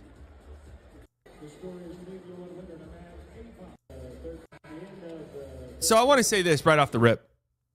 Hey, and maybe B-Dot's in here. He can attest. B-Dot just had his a calf strain. Yeah, exactly. Not only is he still dealing with a calf strain, it's obvious he's going to be limping. But if you've ever had a strain or an injury like that and you sit for a while, especially if you're already dealing with an injury, standing up and like putting some weight on it hurts like fucking shit. Even if it's like something that goes away the next day or in a couple of days. So this video to me doesn't like mean the end of the world. Scooter Doncic. And him scooting away. Like they obviously want to keep as much weight off of it as possible. So this video doesn't mean much to me. Who is that? My God, look at those calf muscles. Omax. All right, Omax. Scooters are such a whimsical form of transportation. I would rather a scooter than crutches, though, for sure. One of these little scooters? Oh, yeah.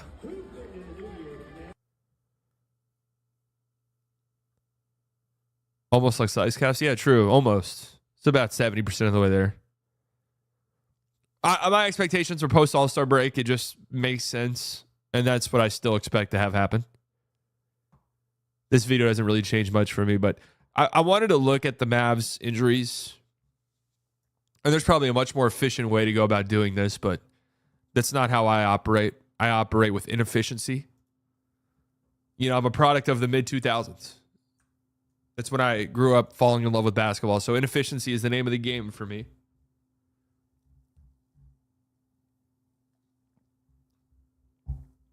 I went through and I looked at the top 9 of the Mavericks rotations, just their top 9 in terms of minutes played per game,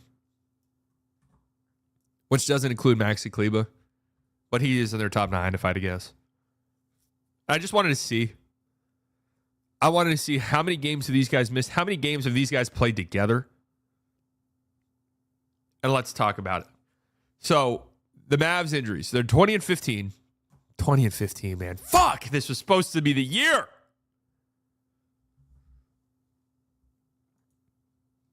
(20 and 15). Luka has played in 22 games of the 35. They are 13 and 9 when he plays. You'd like that number to be a little bit higher, for being honest. I didn't include Exum. 13 games missed for Luka. They are 7 and 6 in those games. Obviously, a 4-game losing streak has happened. They were 7 and 2. They're now 7 and 6. Kyrie has played in 30 of the Mavs' 35 games. 19 and 11 when he plays, which is really good. 1 and 4 when he's out. And we'll talk about this here in a bit. That 1 and 4 number, most of those are also without Luka. So keep that in mind. PJ Washington. This one is they are 19 and 9 in the 28 games that PJ Washington has played. 1 and 6 in the 7 games that he has missed. One of those games being a suspension, obviously. And then he missed some time. What was his injury? Was he one of the illness guys? I don't remember. Was it a shoulder thing? I don't remember what PJ's injury was that he missed, like a stretch, a knee sprain. Yeah, that's right, a knee sprain. Klay Thompson's played in 30 games, 16 and 14 when he plays, 4 and 1 in the 5 games that he misses. I don't really know what to do with that information. D-Live, 27 games played, 8 games missed. They are 17 and 10 when he plays, 3 and 5 when he's out. Najee Marshall obviously missed some time with an illness, and then a 5-game suspension doesn't help. 26 games played for him, 15 and 11 when he plays, 5 and 4 when he doesn't. Spencer Dinwiddie, 19 and 14 when he plays, 1-1 when they don't, and Gaff, 19 and 14 when he plays, 1-0 when he does not play. You might be wondering to yourself, 19 and 14 does not equal 34 for Daniel Gafford. To that, I will say you're correct. So I'm guessing that means they're 19 and 15 when he plays, because that will make sense. Undefeated with Gafford out. I mean, that's technically true. So if we just look at the pairings and the combinations, there's a lot of games missed. A lot of games missed. If we just look at the pairing of some of these guys, Luka and Kyrie have only played 21 games together. And obviously that number is going to continue to drop. By the All-Star break, they will have played in way less than half of the games the Mavs have played together. 13 and 8 when those two play together. You would like that number to be higher. Obviously, they had some early season woes and stuff like that, but you would like that number to be a little bit more dominant. When they miss just one of those guys, they are 7 and 4. They have lost all 3 games where they have been without both. They will be without both again tonight. Luke with no Kyrie is 1 and 1. Kyrie with no Luka is 7 and 3. So even during this rough stretch, they're much more competitive when one of those guys is on the court, and they have chances to win games when Kyrie plays and Luka sits, which is what we've seen even in some of the games that they've lost without Luka and Kyrie. They've been competitive in the games. Luka, Kyrie, and PJ Washington. This isn't even like a crazy pairing. This is your 3 best players. They've played 14 of the 35 games together.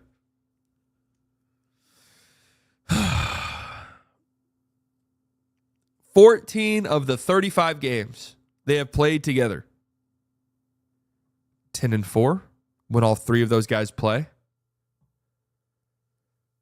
Which means they are what? 10 and 11 when one of those guys is out? Jesus. Luka, Kyrie, and Lively. That's your starting center and your 2 starting backcourt mates. 16 of the 35 games together. They are 11 and 5 in those games. Those are dominant records. Absolutely. Luka, Kyrie, Lively, and PJ. So there's your 2 starting guards and your starting power forward and your starting center. That quartet has played 14 games together. They're 11 and 3. Luka, Kyrie, Lively, PJ, and Clay. That's your starting 5 right there. 14 games together, 11 and 3.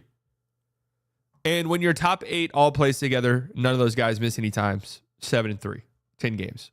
Not that crazy. I'm interested to see what that number would be for other teams, but not that crazy. Like one guy misses a game here and there. But it just goes to show how unhealthy this team has been to start the year. That your 3 best players, Luka, Kyrie, and PJ, have played 14 games together. And if you want to say, well, actually it's Lively, Luka, Kyrie, and Lively. All right, that big 3 has played in 16 games together. That's it. Way less than half the games. And these are numbers that are obviously going to continue to get worse as Luka's going to be out probably another month plus. Kyrie's now dealing with things. I wanted to say all of this. This was my roundabout point, and I'm going to circle back to this shit because, God, it annoyed me to no end. This is why the Mavericks are in 0 position, none whatsoever, to willingly punt games, which they have done this year. Okay? Now, Friday night against the Cavs, Kyrie was dealing with something. Kyrie's out tonight as well. So we'll just assume that there was something real there. Now, if Kyrie ends up playing tomorrow night, I might question whether or not tonight was a punt attempt as well on the first night of a back-to-back with the Lakers coming into town tomorrow. But if we go back to Monday, December 30th, the Dallas Mavericks lose by 10 points to the Sacramento Kings. And absolutely make no mistake about it, this was a massive punt by the Dallas Mavericks. No Kyrie Irving, no Klay Thompson, no Derek Lively, obviously no Luka Doncic.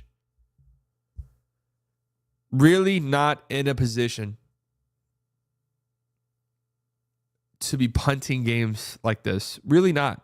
Because it's very difficult, as I showed you. They've yet to win a game this season when Luka and Kyrie don't play. But also, Kyrie's going to miss time at some point. Like, you haven't been a healthy team. These guys are going to miss time anyways.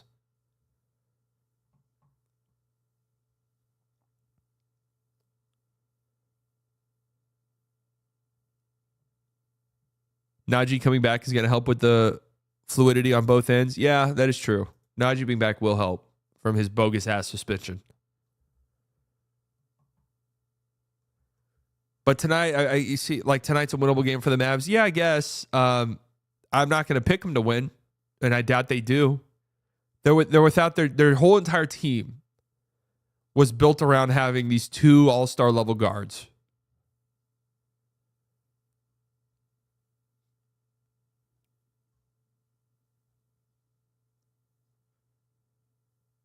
That's what their entire team is built around. And they don't have either of those guys. I know the Grizzlies are missing players, but I feel like they're more equipped to miss guys than the Mavs.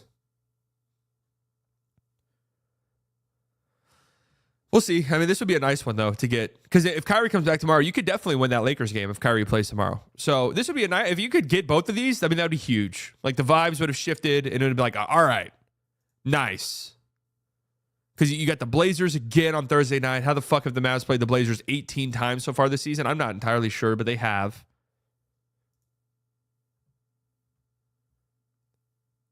Because then you get a tough 2 games in a row against the Nuggets. Pelicans, you think you can win that one? Thunder, ugh.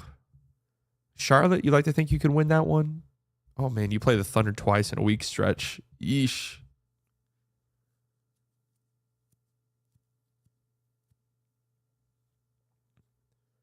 Can we make it to this stretch feeling okay about our lives? Washington, New Orleans, Detroit. Detroit's been a much more competitive basketball team. And who knows, by this point, New Orleans could be like winning. New Orleans is starting to string together some wins. New Orleans is. Can we get here to where we're like, if we don't win these games, we're done? Like, that's where I don't want to be.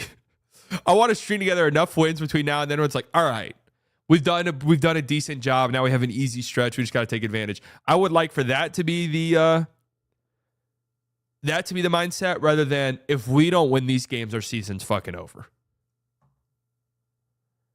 Because then, you know, there's not like a 2-week stretch on the Mavs schedule that's like easy. Then it's you do get like a little reprieve here. Washington, New Orleans, Detroit, and again, Detroit's a competitive basketball team this year. But then at Cleveland, at Philly, who's playing much better, at Boston. Then Houston.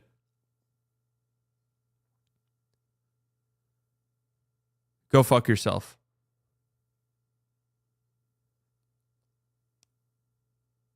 I see other teams' schedule. How do the Mavericks not have like a 2-week stretch of easy games? No, every other team I feel like has it.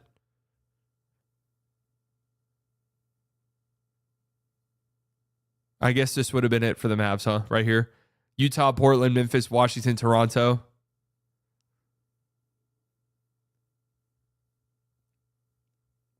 You'll split with the unserious Nuggets.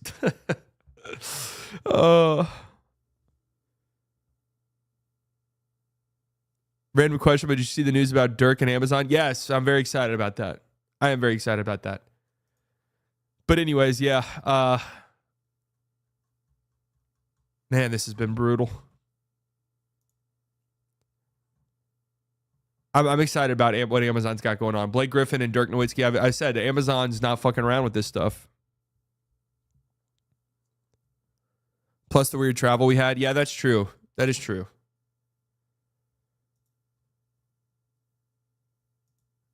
What was this other ESPN article? One trade-worthy player on each NBA team. Is this just going to be like contracts? Larry Nance, Jane Springer. Okay, I'm not all that interested in this. Nick Richards. I saw some Mavs fans clamoring for Nick Richards. One of the big things I noticed, I remember last year I went back and I watched a ton of Hornets games in the lead up to the trade deadline to see PJ Washington, like what's there. Came to the rightful conclusion. Get PJ Washington on a good team. He's going to be really good. One of my other big takeaways from that was, damn, Nick Richards sucks. That was one of my big takeaways. Nikola Vucevic on the Bulls. Cavs, none. Pistons, none. Pacers, Obi Toppin. Jimmy Butler. Who do they have for the Mavs, I wonder? Bobby Portis for the Bucks. It's going to be Maxi Kleber. No point in even looking at the Mavs. Yeah, Maxi Kleber.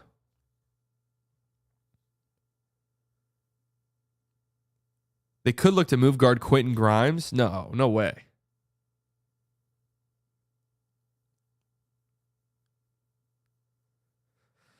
No chance. You got to pay Quentin Grimes in the offseason. That way you bring him back, but also you could have that contract to trade.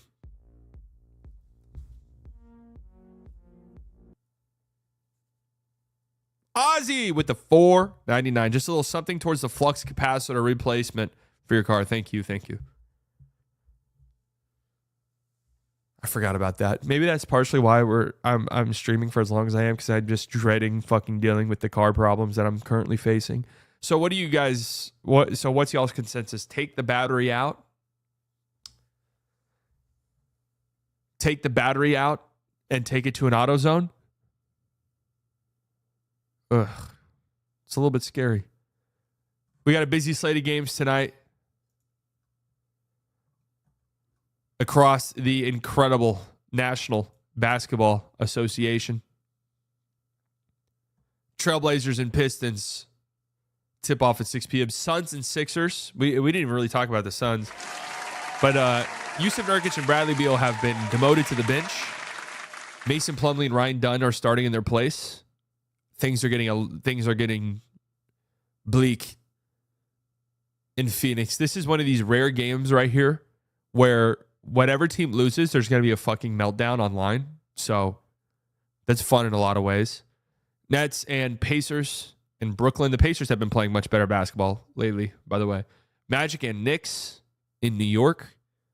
Man, that'd have been a really fun game. But if the Magic were healthy, this would be a very, very fun game to watch. But the Knicks are 11.5-point favorites. Obviously, no Suggs either, right? I'm assuming he's out.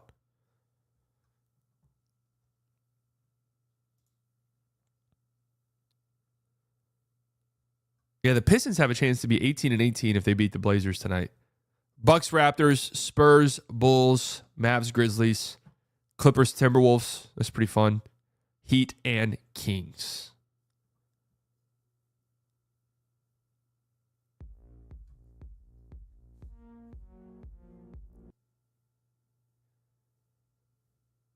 Lil Nessa with the $199 replacing car battery stream soon. Yeah.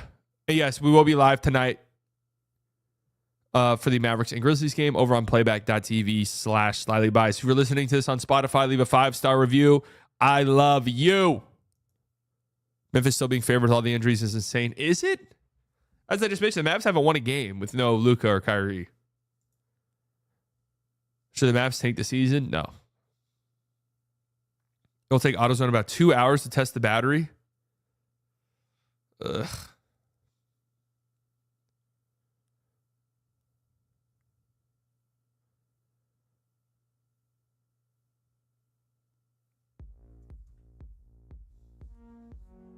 Tyler B with the $4.99. Damn slightly in a polo. Have a greater day. It's a Patagonia. Usually I like to wear my Patagonias like this.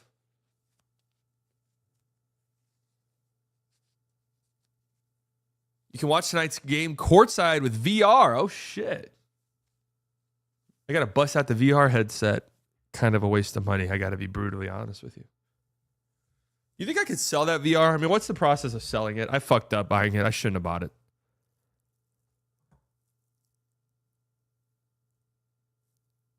By the time Luka comes back, we'll be out of the play-in. I mean, you guys say that. I know it sucks right now, but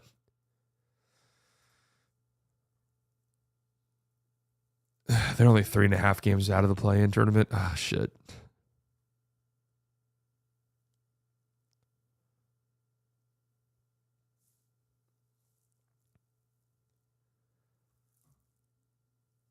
They just got to string together some wins, man. I bought it from the Oculus Rift store. You think I can return it? Yeah, I've had it for a few months.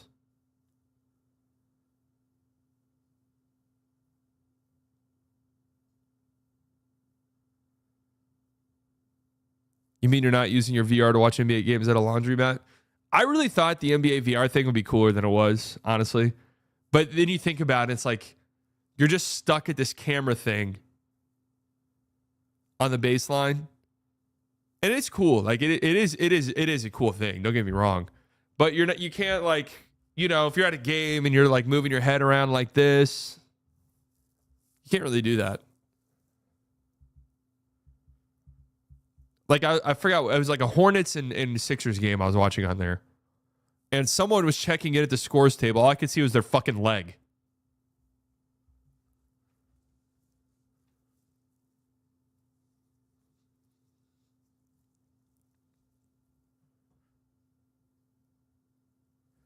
We'll see. We'll see about the Mavs. All right, guys.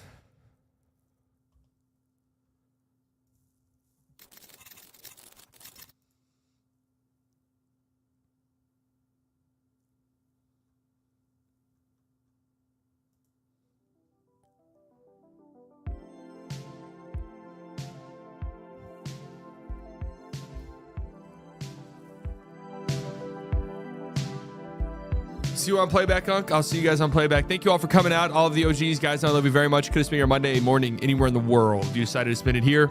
New subscribers, I promise you guys will not regret it. Donations, members,